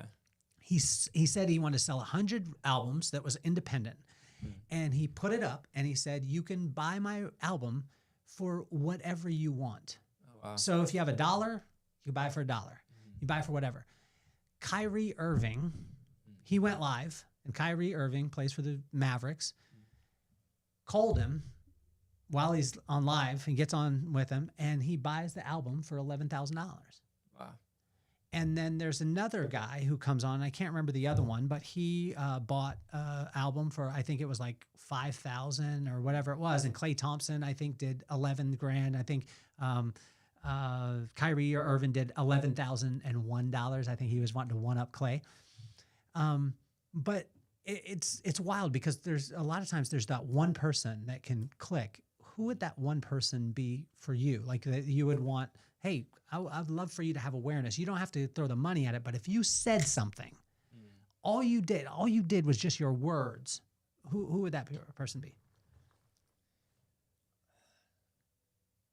I got a few of them. One, I mean, obviously Tony Hawk. I mean, just like with his audience, I mean, just him posting, look at what they're doing in South Sudan. That alone would just be huge. I mean, I don't know what Tite would do if he saw Tony Hawk posting about what Tite was doing in South Sudan for these kids. Like, just like spreading awareness in that capacity would, I mean, it doesn't have to be a donation. Like, it could just be but awareness. even like for like from a Christian side of things too. Like I know like Steve Caballero is really strong Christian, and very vocal in that. Ryan Sheckler is also he's newer in faith, right? I mean, because he went through a lot of stuff, and I think so. Yeah, he is. Yeah. So like these like Christian athletes, like this program that Tite is doing is very much like it's a skate ministry is what Tite has started. Yeah. And to show like what's happening even in this conflict zone, like in like East Africa where people don't even know what South Sudan is or where that is on a map, like this is happening.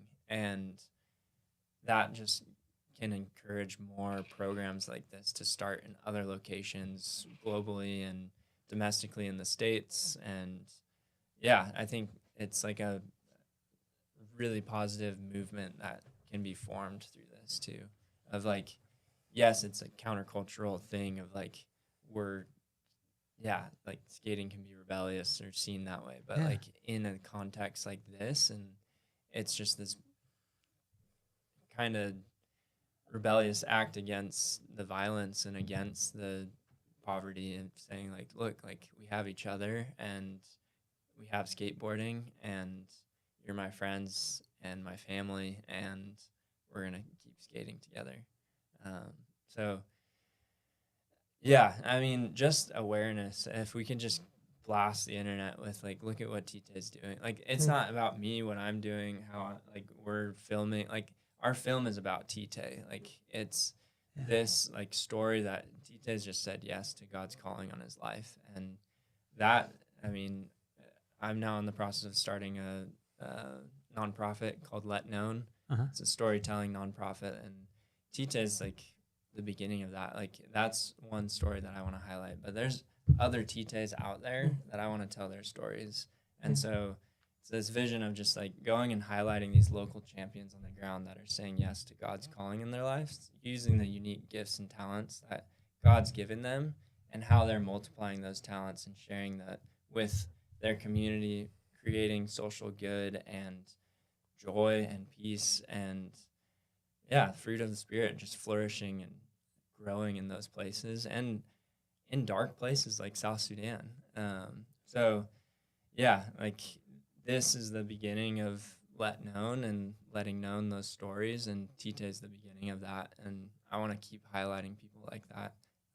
So that's like the greater vision of what we're trying to do here through the film, and ideally tell more stories like this, but come alongside them, focus on like the local champions, because they're the ones that live there. They're the ones from those places that are going to be continuing that program and like their passion for the rest of their life, or until they can't do it anymore.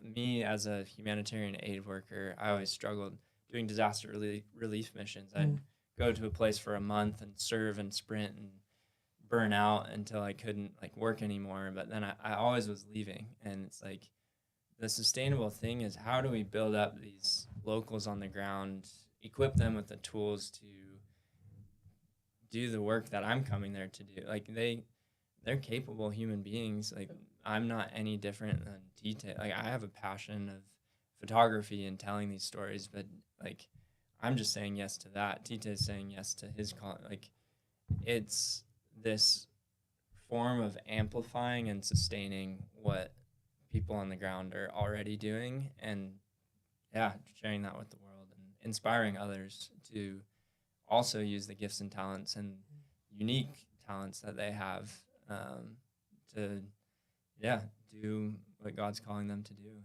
to say yes. Who was the person that connected, or like that? Yeah, I mean, there's a bunch of kids. I'd say there's one moment that like. Did you get their name? Yeah, this guy named Skeeto. Skeeto. Okay. I couldn't tell you his like actual name. It's more of a nickname. Okay. Skeeto is, I think, 20, and he'd been skating with him for a bit. And obviously you have the younger kids, but these are the guys that we get to connect with and talk with more and interact with. And seeing his vision and seeing kind of what we were doing, what they were doing, and having these dreams of, like, want to go skate in competitions, and whether it's in Europe or like seeing other East Africans who have done that, or to become professional and do stuff like that. But there was a moment where he was like, even if I don't get to do that, like, there's a chance that somebody after me will. And like, hearing that from a kid that's in the circumstances, in the context that he's in, that he already has that vision and has that scope to step back and be like, I'd love this. This is my dream. Because we'd ask him, what's your dream? And it was in that, he's answering that. And then to have him in that moment even say, but if it's not just about me, but it's about maybe a kid after me, like, this is worth it. And that just, like, I remember we were doing that interview, and I was, like, just on the floor. Like, I was just, like, it just blew my mind. And it was so beautiful to see that of somebody who, I mean, I even think of times in my life when things would be given to me or, like, opportunities been given to me, and, you know, that my vision only went as far as what it could do for me. And so to see a kid that has so much more reason to want to see or want to hold on to this thing for himself is already thinking about the kid after him that could maybe take it further down the road. That just opened my eyes to a new thing, and really just that hit my heart, and it hit me, and I was in a new way. I mean, obviously we're already there and we're making it happen, but it even more so, I was like, oh, we like gotta make this thing happen. Like, I need to see either Skeeto make it or I need to see the kid after him make it, because we were able to give him a spot where they could figure it out. How quickly did you say yes? So when he comes to you with the concept of the movie, got a documentary, how quickly was it? Was it like yes, or was it like, I mean, dude, you're kind of crazy. No, you know Tim and I had literally been like a week or two before, we were just hanging out and talking about just like what we wanted to do as filmmakers and as people that love storytelling and doing it in a way that it's like the stories we're telling need to be told. Yeah. Like, I know as people, like, that's who we are. Story means everything to us. It's why we read books. It's why we watch movies. It's why we listen to other people's like autobiographies. It's why we are so interested in each other, is because we are people that learn from and are moved by story. And I've done so much work that has used story to make money for other people, or to tell stories that didn't mean anything, but they were funded, and it was a way for me to make a paycheck. And there's nothing wrong with that. That's work, and that's a way to provide and take care of yourself. But I got so burnt out on that to where I didn't really want to do it anymore, and I was kind of walking away from it. And the Lord brought me back into it, and he really showed me, he's like, the reason you got burnt out is because you weren't using it for what it was meant to be used for. You were using this gift that I gave you to be able to pay your bills, take care of yourself, build your own career. He's like, but that's not what this is about. This is about telling stories people need to hear. This is about telling stories that actually change people's lives. And whether that's the people that are benefiting from it and the story that they're telling, or people seeing it and going, whoa, there's a whole different thing going on here. There's a whole different option for how life can be lived, or the way that I can utilize my life in my day-to-day. Wow. And so Tim and I, he has the same heart. I mean, I met Tim back in last March or April. So we've only known each other like 9 months, but we like immediately just clicked in the sense that we were like, we love the gift of storytelling and capturing story, but doing it in a way that like actually means something and is going to hopefully bring about change. And so we were meeting up and we were talking about that, and we started talking, and I was like, dude, like, I knew what Gabe had been doing for a while. I'd been hearing about it, and like, every once in a while, like, obviously check in, see him come back, take more stuff there. And then the ball was kind of getting just moving. And we were like, dude, it needs something to be added to it to take it to a next level where people can actually understand it. They can see it. They can feel it. They can experience it. And we were both like, dude, I want to tell that story. And I remember we were talking to each other, and we were both like, every time he keeps bringing it up to us, we both, without even talking to each other, we both were having this like, bro, I want to tell that. And so then we met up and we started talking. We were like, dude, I want to go tell a story. And he was like, dude, same. And so we were already like, maybe we pitch Gabe on this. And then Gabe came to us, and it was an immediate, like, I don't know how we're going to make it happen, but yeah, let's do it. Like 100%. And like, what was the main funding part for you guys? Like, because, you know, for the project, was there, I mean, because you said that you were doing, you do some sort of photography, you know, I talked about that, but you studied humanitarian action. Okay. Mm-hmm. So what jobs or what things did you do? Because I love that part of the story is like, it wasn't like you had a golden goose and they laid the egg and then you went and did this thing. No. What things were you doing to fund this? I mean, Gabe can speak more for the funding on that side of, I know we got people and stuff, people donated a good amount of money. Got it. Gabe fronted a lot of it. Okay. Tim and I just, put a good amount of money into making it happen. Where did and you just get the money? What were you doing? From different jobs. I've done some international nonprofit film work this year or last year, which was really rad. Okay. But dude, I've worked more jobs than I could even tell you right now, legitimately. Just to keep moving. And for a long time I looked at that and I felt like I looked at that in a negative light of like, dang, I'm not really doing the thing. I'm doing all this other stuff. And then that got flipped on its head and it was like, no. These are all the opportunities that the Lord's kept giving me to be able to provide for myself so I can keep growing in this art, so I can keep growing in this work, and I can keep refining it and be able to keep showing up and do stuff like this. And so, I mean, everything from working on boats, working with my uncle as a locksmith, installing doors and windows. I mean, we've done so many different things to raise money. And also just like, getting gear and then renting that gear out to hopefully pay it off. So because we were like, well, I need the gear to tell the story how it needs to be told. Yeah. And just being like, all right, well, I'm gonna go get it, and then we'll figure out taking care of paying it off. So a lot of I really felt like, and it's crazy that Gabe's starting Let Known and doing that, and he brought that vision to me, and I was like, dude, that's what brought me back to wanting to do this, because I love stories so much that it was really hard to do it when it wasn't for something that felt like it meant something. I got at the end of 2023, I'd worked on as part of the production of a TV series or a season of a show for 10 weeks. Uh-huh. And I got home and I was just burnt out. I'd slept in my bed 3 days in 10 weeks and had made some money, nothing crazy. Wouldn't say it was necessarily what I would have hoped it would have been. But I remember I went home and I was like, dude, why did I literally just give away 10 weeks of my life? Like, the project I worked on it's nothing I was passionate about. It's nothing that I'm like, oh, I can't wait for people to see this. And I was so burnt out on it and was like, I don't know if I want to do this anymore. And then getting to work on projects like this, where it's like, oh no, I'm like telling stories of people whose lives have been changed, whether that's because somebody stepped in and bridged the gap or helped them learn a skill so they could take care of themselves, or just believed in them and showed them that. And being able to capture that and share it to a bigger audience, either to bring more funding to that, or even just like realizing people just hearing that story. Like, I have no idea the capacity of what that can do in somebody, just to see that that's possible. And, or for somebody on the other side to be like, oh, people care enough to come and capture my story and share that. Like, that does something that is beyond this like fiscal idea we're so caught up on. And I think I'm just so excited that I've been able to do that. And so for him to come and be like, hey, like, I want to shoot this documentary, for me, I'm like, there's literally nothing else that I would want to go do and utilize this to go do. And then it was just a matter of like, we're just going to figure out making that happen. Yeah.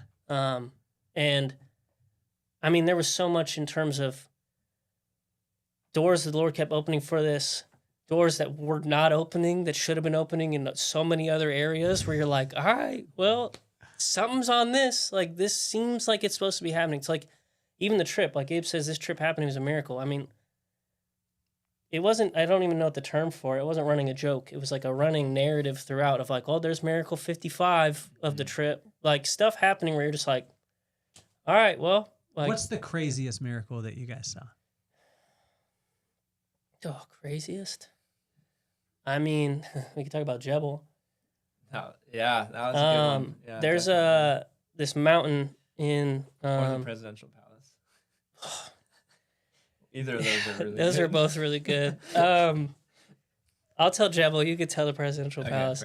So Mount Jebel is like the one mountain in the area near Juba where you can get like overlooking landscapes of the city and the surrounding area. So obviously we're like, yo, we need to get that, because you can't even get a drone into South Sudan. So like, you're not getting any aerials, you're not getting any flyovers. That's not even possible. Yeah. Shots we had to just. Yeah, just stuff where you're like, that would be nice, but not even possible. So we're going to go there. And so everyone normally goes on Saturdays. Like, the whole town will show up on Saturdays. And so everyone like involved that we knew and were connected with were like, oh, you should go on Saturday. There'll be more people there, so there'll be less risk. Whereas we're like, yo, if there's more people there, that's gonna be a problem. Like people don't like us filming, so us going up on a mountain with a bunch of people trying to film, like we didn't think that felt like a good idea. But people kept saying, "Go on, you should go on Saturday." We're like, "Oh, we think we're gonna go on Friday." They're like, "No, you should go on Saturday." And eventually, we're just like, "No, we're gonna go on Friday." Like this is what makes sense to us. This is what we feel like is gonna actually allow us to do what we want to do. Ideally, there's nobody there. Like so, we end up going Friday. Nobody's there. It's perfect. Like literally not one person, maybe one lady. Maybe one lady. Yeah, worshiping. That's right. There was one lady worshiping and like praying up on the side of the mountain. Except for the people that live up in the cult at the top, but that's its own thing. And so we film, we get everything we want, like need, get down, everything's good. And then the next day, I don't know if somebody sent it to you or. TJ sent it to me on Facebook, and then a couple other coworkers sent it to me. Yeah, they sent this video to Gabe, and it's of two rival gangs on the top of Mount Jebel throwing like rocks at each other and fighting in the midst of like 300-400 people on Saturday morning on top of the mountain. And so we all look at each other, and we were like, we're going to be right in the middle of that with cameras just like, like, I mean, who knows if it becomes what it turns into. Yeah. But that was one of those where you're just like, okay, like got you. We've been taken care of. And then I mean you can talk about the presidential palace. One of the big things that happened when we were there, the timing that we were there, was that the vice president was charged with murder and treason against the president. And that was... He'd been on house arrest for 6 months with no charges. And while we're there, he was like formally had charges pressed against him. And we had no idea. We'd been out shooting. We knew he was on house arrest, but we didn't know when he was charged with those charges. And so we had shot the whole day. We were tired, sweaty, just like smelled so bad. And we drop off our security guards at their office, and then we're heading back to our housing. And we're in like a paid taxi, pretty much. Like we had the same guy all week, but he's just like a taxi. Local taxi, not a Land Cruiser. Like we're on a tight budget. Like this is a mom and pop minivan with 3 tires. And we're cramped in there. We have Tite, me, you, Tim, and then the driver. Was Douglas still there too? And Douglas. Yeah, and Douglas. He came over from Uganda. He's one of Tite's friends. He was with us all. And so we're driving on this road. There's a traffic jam in front of us, and the driver just naturally is like, I don't want to get stuck in that. I'm going to turn around. But the issue was that area where we were was right where the presidential palace was. And the reason for the traffic jam was because of presidential movement and the vice president movement as well. It's like these charges had just happened, but we have no idea what's going on. So we're just going to turn around. The driver, for some reason, decides to turn into the driveway to enter the presidential palace. And there's full-on, like, top Land Cruisers with 50 cal machine guns and, like, and security soldiers with AK-47s, like, out. And all of a sudden, there's this van that is turning into the driveway, going straight towards this gate of the presidential palace, towards all these soldiers. They don't think we're turning around. They think we're... Who knows? Who knows what they think we are. We're in the back I'm trying to hide my cam because we're like, oh no. So we are trying to hide our cameras and bury them because we're like, dude, if they see that, this becomes a whole nother thing. So one soldier comes up. He's not pointing the gun at us, but he's like ready for action with his AK-47, just like running, like yelling at the driver, like, you got to turn around. Like he's like... We assume it's in Arabic. We don't know what he's actually yelling. Yeah. So we don't... I mean, he could think that we're part of the vice president's men coming, and who knows what he's thinking. All we know is this guy is really angry at us. He's got a gun, and we don't have our like police with us that have been speaking on our behalf. It's just us, and it's illegal to film there. And we have these cameras, and so like if they'd stop us and look like in our car, like there's a prison called the Blue House, and it's like ranked like bottom of the barrel when it comes to prisons on earth. Like you want to avoid the Blue House at all costs, but we would, I mean, flashes of that. Like it's like a lot of times like journalists or people who've been caught and like or charged with different things. That's where they get sent. Wow. I have like a pretty level head of like having lived there. Like I know like when like the threat level is kind of like this is actually bad compared to like this is kind of normal, and that was like this is not good. Like that was the only time the whole trip like legitimately like I felt my heart rate jump like 160 once. Like I was just like, oh, this, because at one point he's yelling at us and the driver's kind of yelling back at him, and then he goes, you know what, like come in. And so he starts like being like, yeah, no, come in, and like telling his guys like, yo, open the gate. And we're in the back like, do not go in there. Like literally no matter what happens, do not drive into there right now. And he's like, no. Like the driver's like, no, it's cool. And he's like backing up to like turn around. He's like, no, you need to like, he's like, come in. And he's like, no, it's fine. And eventually we like drive off, and we're all just. He made us go to the traffic jam. Yeah, he's go like, back to the traffic jam. He's like, you're not allowed to go back the other way. And we were like, all right, fine. Wow. And yeah, that was the only moment where we were like, yeah, genuinely was like, oh, this, I don't see a world we come back out necessarily if we go in there. Yeah. And just being like, oh, I hope our driver, who we mean nothing to except for a day's paycheck, doesn't decide that it's not worth the trouble. Will Tim be there? Because the documentary is on Saturday. On Saturday. Yeah. Will Tim be there too? Yeah. Okay. That's where the reason he's not here right now is he's finishing getting stuff dialed in before we can send it over. So you guys are in the midst of it. Yeah. Are you going to wear the beret? You know, I might have to get one. I'll get some pants. You need to get those knicker pants. That would be awesome. Yeah, turtleneck. And like a megaphone and just the chair, and you just sit up there the whole time and just yell stuff at people. During other people's films. Long cigarette as you go.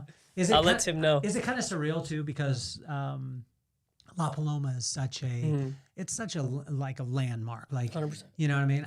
I remember we were doing my brother is a filmmaker and he just had done one early on as a passion project, and we looked into getting that, you know. Yeah, like renting the theater, renting the theater, and it's just such an iconic, 100%. You know, what do you want people to feel when they leave? Do you, as a filmmaker, do you have a set feel? Because say like when I go in to speak to a company, there's two questions that I ask the company before I go in. Number one, what do you want the people to feel? Number two, what action do you want them to take?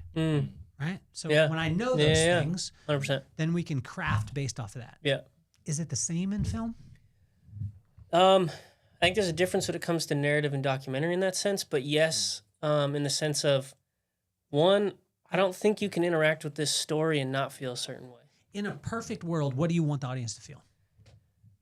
One, I want them to see the value of joy and the value of people willing to utilize who they are in their life on behalf of another and the impact that can have. That Tite's already invested 4 or 5 years of his life now to bringing the thing that gave him ultimate joy to these kids, and also jumping off of that and being like, hey, but there's something beyond that. And there's a person that I know, and his name's Jesus, and he can change your life in a way that, yeah, skateboarding's rad, and it makes me feel in a way I've never felt. But Jesus makes me feel even better than that, and he alleviates this situation we're in a way that no activity can do. And so, I mean, my goal when people come, one, I want them to be able to be immersed and realize, like, this is a reality of what's going on right now. This is what people's lives have been for the last 70 years, and this is what they're going to wake up tomorrow and still be in the midst of. And this is one beautiful flashlight in the darkness of, like, here's some hope. And here's somebody that continually is going to wake up and keep showing up and saying, like, no, these kids deserve more than this. And they have value that's beyond what they've been given. And I've been given a hope, and I'm going to give that hope to them. And so I hope the viewer can come and they can see that. And whether that's jumping on board and helping invest to get a skate park going and, like, continue to build and spring that dream forward, I would love that.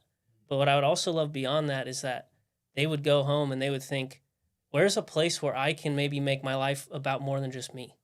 It doesn't have to be about 40, 50 to 150 kids over the last 4 years. But maybe it's your neighbor next door. Maybe it's like someone in your family. Like, you could double the impact of your life by impacting one person. It doesn't have to be this huge thing.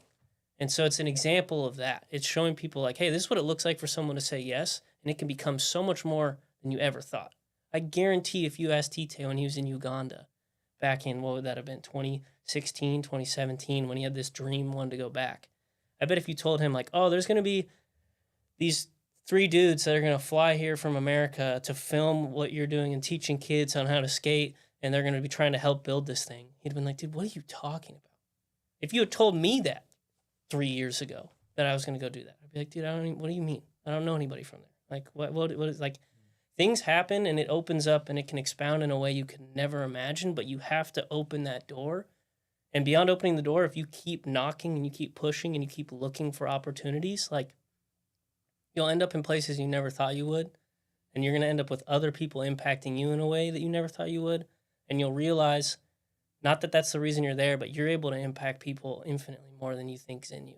And I hope people can show up and they walk away and they go, dang, like, that's an example of what that can look like. And so I would say that's a success. Yeah. Yeah. With let known, how do you keep it pure, right? The reason why I say it is because there's a proverb that says, don't give me too much where I would forsake you, and don't give me not enough where I will steal to suffice my hunger. I'm paraphrasing. I'm killing it, but you understand what I'm talking about. Yeah.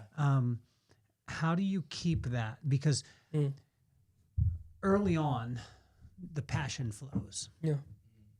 But then, when the finances flow, things have the tendency to get a little muddy, right? And we've seen this over time. I mean, 100%. our favorite bands don't stay together, not because the music isn't good, not because people aren't, showing up to the concerts, is because a lot of times it's the financial part, or maybe it's just the success itself. Mm-hmm.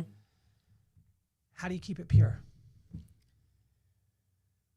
It's a good question. I think first thing that comes to mind is the people.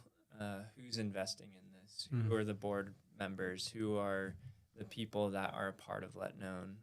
What is like the core values and the ethos of this organization, and what's foundational to this organization? Like why are we choosing to do this from the beginning? And holding on to that original why is very important. I think like the people that I've invited into, I've been very selective in it, of just knowing. I've known Cam since I was 5 years old. I know his heart. I know his capability of telling stories. He's wicked talented at film and showing, like, getting creative shots, framing it perfectly, finding the beauty in things that aren't easy to find beauty in. And like Tim, I saw that same spark. Even that same, like, I met Tim in March this year, and it was just like this. I had these conversations with him about there's this other organization called Nations Media that was a huge inspiration for Let Known, and just my pathway to finding this line of work. And at Nations, I mean, it was founded by this guy Joel Parker, and he wanted to be like the National Geographic in the church community for telling these stories of what God's doing in the nations. And that inspired me. And then coming and meeting Tim, he like had the same, like, we just bonded over that, of like this love for Nations Media. And I just saw that spark in him to tell those stories. And Brian McMaster, who is our he's scoring the film for us. He's been a worship leader at North Coast Calvary Chapel, and he's, I mean, insane musician, so wildly talented. And like, just like, he saw this project and like just wanted to say yes to it. Like, it was something that like he felt God leading him into, and like meeting with him over coffee and talking about his heart and talking about the work he does with another organization called Abiding Practice, which has been a partner with us and supported us financially. And Tim works for Abiding Practice as well. He's main cinematographer for them. And just like Abiding Practice's support, and Brian, like, being in that, like, it's just this like community that I feel these creatives coming together and this like passion of highlighting what skills and talents like uniquely God has given each of us, and then combining it into this work of art for the kingdom here on earth. And it's like we're all different parts of the body, but like coming together with that same passion, that same like foundational narrative of like what we're grounded in is faith first. Like these stories, like we want ultimately to glorify God in this work. And I mean, the people I've chosen have all had that in them too, of like this call in their life to portray these stories and to bring kingdom culture here on earth. And so I think looking at Let Known like 5-10 years into the future, like I have no idea what it'll turn out to be. Like I can plan as much as I want. A big like lesson I learned throughout my time with humanitarian aid work is like I can plan as much as I want, and those plans are gonna succeed or fail, but like God establishes our steps. And that's how I'm approaching Let Known as well. Of like I'm gonna plan for this thing. I see God's hand and his handiwork all over it. Like he's providing miracle after miracle, and these people with these amazing talents are coming alongside and helping portray these stories. And because of those things, I have this confidence, this passion, this like just like I guess like confidence. Like I know God is doing a great work through this. It's like written already, and I'm just saying yes to it. And I think like for Let Known in the future, like I just want to keep saying yes to those things and keeping that dialogue open with God of like, okay, God, like who do you want to highlight next? Like what's the story you want to tell? Like that was our prayer for the South Sudan film, was like we have all these plans, like all these shots that we want to get, and like God, like at the end of the day, like just let us get the shots that you want us to get, and for us to tell the story that you want to be told. And so I hope to do that with Let Known, with this story, with the next story, and into the future, and just keeping God in the dialogue. And good people surrounding me. I'm human. I need good people around me to Don't send them to the convention center. Yeah, hey. You better be hanging out with them. I need to be around, I told him to put me on speed dial in case he's trying to do anything. It's interesting, though, too, because I think a lot of times people give you guys, this generation, a little bit of a hard time. And but sitting here with you guys and hearing your story, I think our future is very bright as far as being in you guys' hands. You guys are doing things that really mean things, and which I think is unbelievable. I started the podcast because of my two kids, Maddox and McKenna, and I didn't want them to worship idols. I just wanted them to be inspired by iconic people like yourselves. And so I wanted to take people. That's a crazy sentence. You know, I wanted to, and you may not see it, but I mean, am I correct on this? Are you guys proud of hearing this stuff, and you can't fake what you said. Like, I'm sitting across from you. I would know. I would call bullshit if it was. Yeah. And the same thing here. Like, and it's amazing because a friendship of 25 years. Yeah, since 25 years. That's going on. Yeah, that makes my heart sing. My best friend is from 4th grade. Oh, right. So his name is Will, and he's just shout out Will. Big Willie. Yes. So I wanted my kids to just see that all their heroes were human, right? And so what advice would you have for Maddox and McKenna? And if you could use both their names, it would be awesome. Yeah. How old are they? 14 is my son, Maddox. He's plays sports. Right. He's all into fishing and a lot of cologne right now. Sick. Tons of it. Okay. Right on. And my daughter is in the arts, so she's singing, dancing, performing. Right. And they both march to the beat of their own drum. Right on. She's 17, he's 14. Okay. Maddox and McKenna, and if you could use their names and call yourself Uncle Cameron and Uncle Gabe, that would be awesome. Okay. Well, first thing for Maddox from Uncle Cam. When it comes to cologne, Cameron. It's all good. When it comes to the cologne, a little goes a long way. Very true. You don't need them to smell you from across the room. If anything, you honestly want them to get closer. So just give them a little bit. The scent will bring them in. when it comes to fishing, stay pure in that. There's no more joy than you get than being bit either off a patty or on a foamer. If your dad will take you deep sea, push for it, 100%. Tell him I told you to go out there. When it comes to life and moving forward, I mean, I'm only 29, and I can speak from my little bit of experience. One, it's not as serious as you think it is, especially as you're in this stage. Like, life right now is going to seem so serious and like such a big deal. And it doesn't matter. I'm not saying that at all. But what I am saying is feel free to mess up. You're going to mess up a lot. I've messed up a lot, and I'm going to continue to mess up because that's just the nature of it. But when you open your hands and you take assessment of what you've been given and what you have and the blessings you have relationally, when it comes to skills, when it comes to the circumstances you're in, and you realize, one, those things aren't just for you. Those are gifts you've been given to multiply and give away. And you're going to benefit from it. Like, that's a beautiful thing that just is a byproduct. And if you make it about that, I think that, to go back to your last question, that's how it fails, is when you make it about what you can get from it and how you can personally gain, and you don't make it about the bigger vision and bigger than yourself.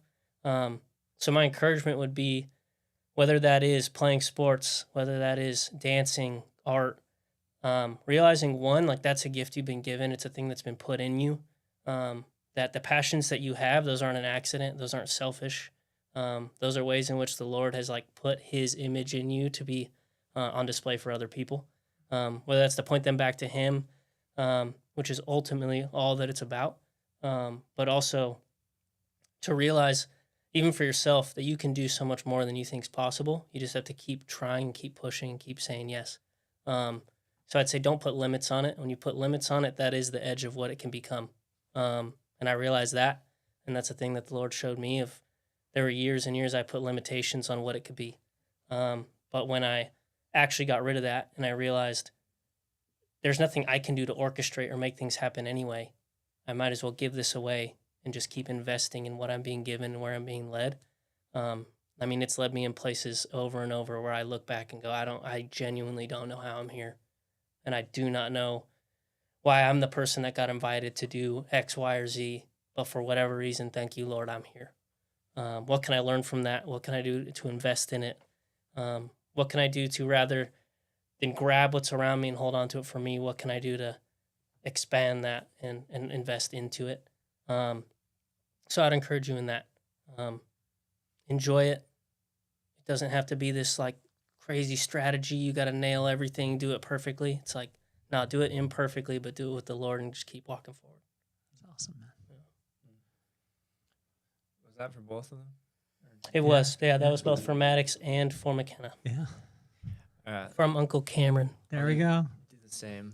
Yeah, I had just a lot from, like, what Cam was saying. I had a lot of different ideas, but, like, I'll keep it short and sweet to one. So McKenna and Maddox, this is your Uncle Gabe telling you, God loves you so much. You are his child, and your identity should only be grounded in that. Don't place your identity in your performance in sports or school or dance. Don't place your identity anywhere else or what anyone else says about you. Your identity is that you are a child of God and you are royalty.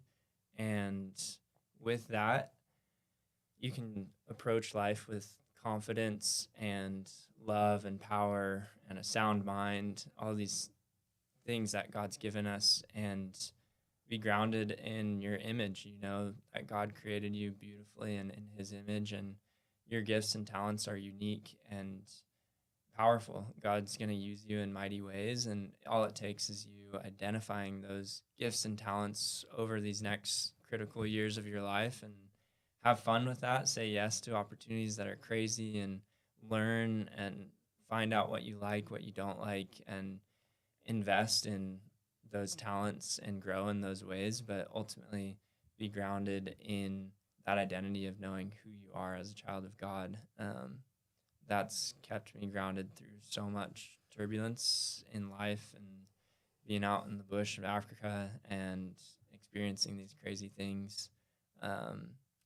And also, too, loving others. If you know every single person has also been created in God's image, you look at the stars at night and you see awe and wonder, and all of those are going to perish. They'll burn out. They'll do a really beautiful explosion, become black hole, whatever. Like, it ends up with death. But for us as human beings, God's created our souls eternally, and each person has that inside of them. Each person is beautiful, and if you can hold on to that identity and learn to see other people in that way, I think God's going to do amazing things through you and through your life.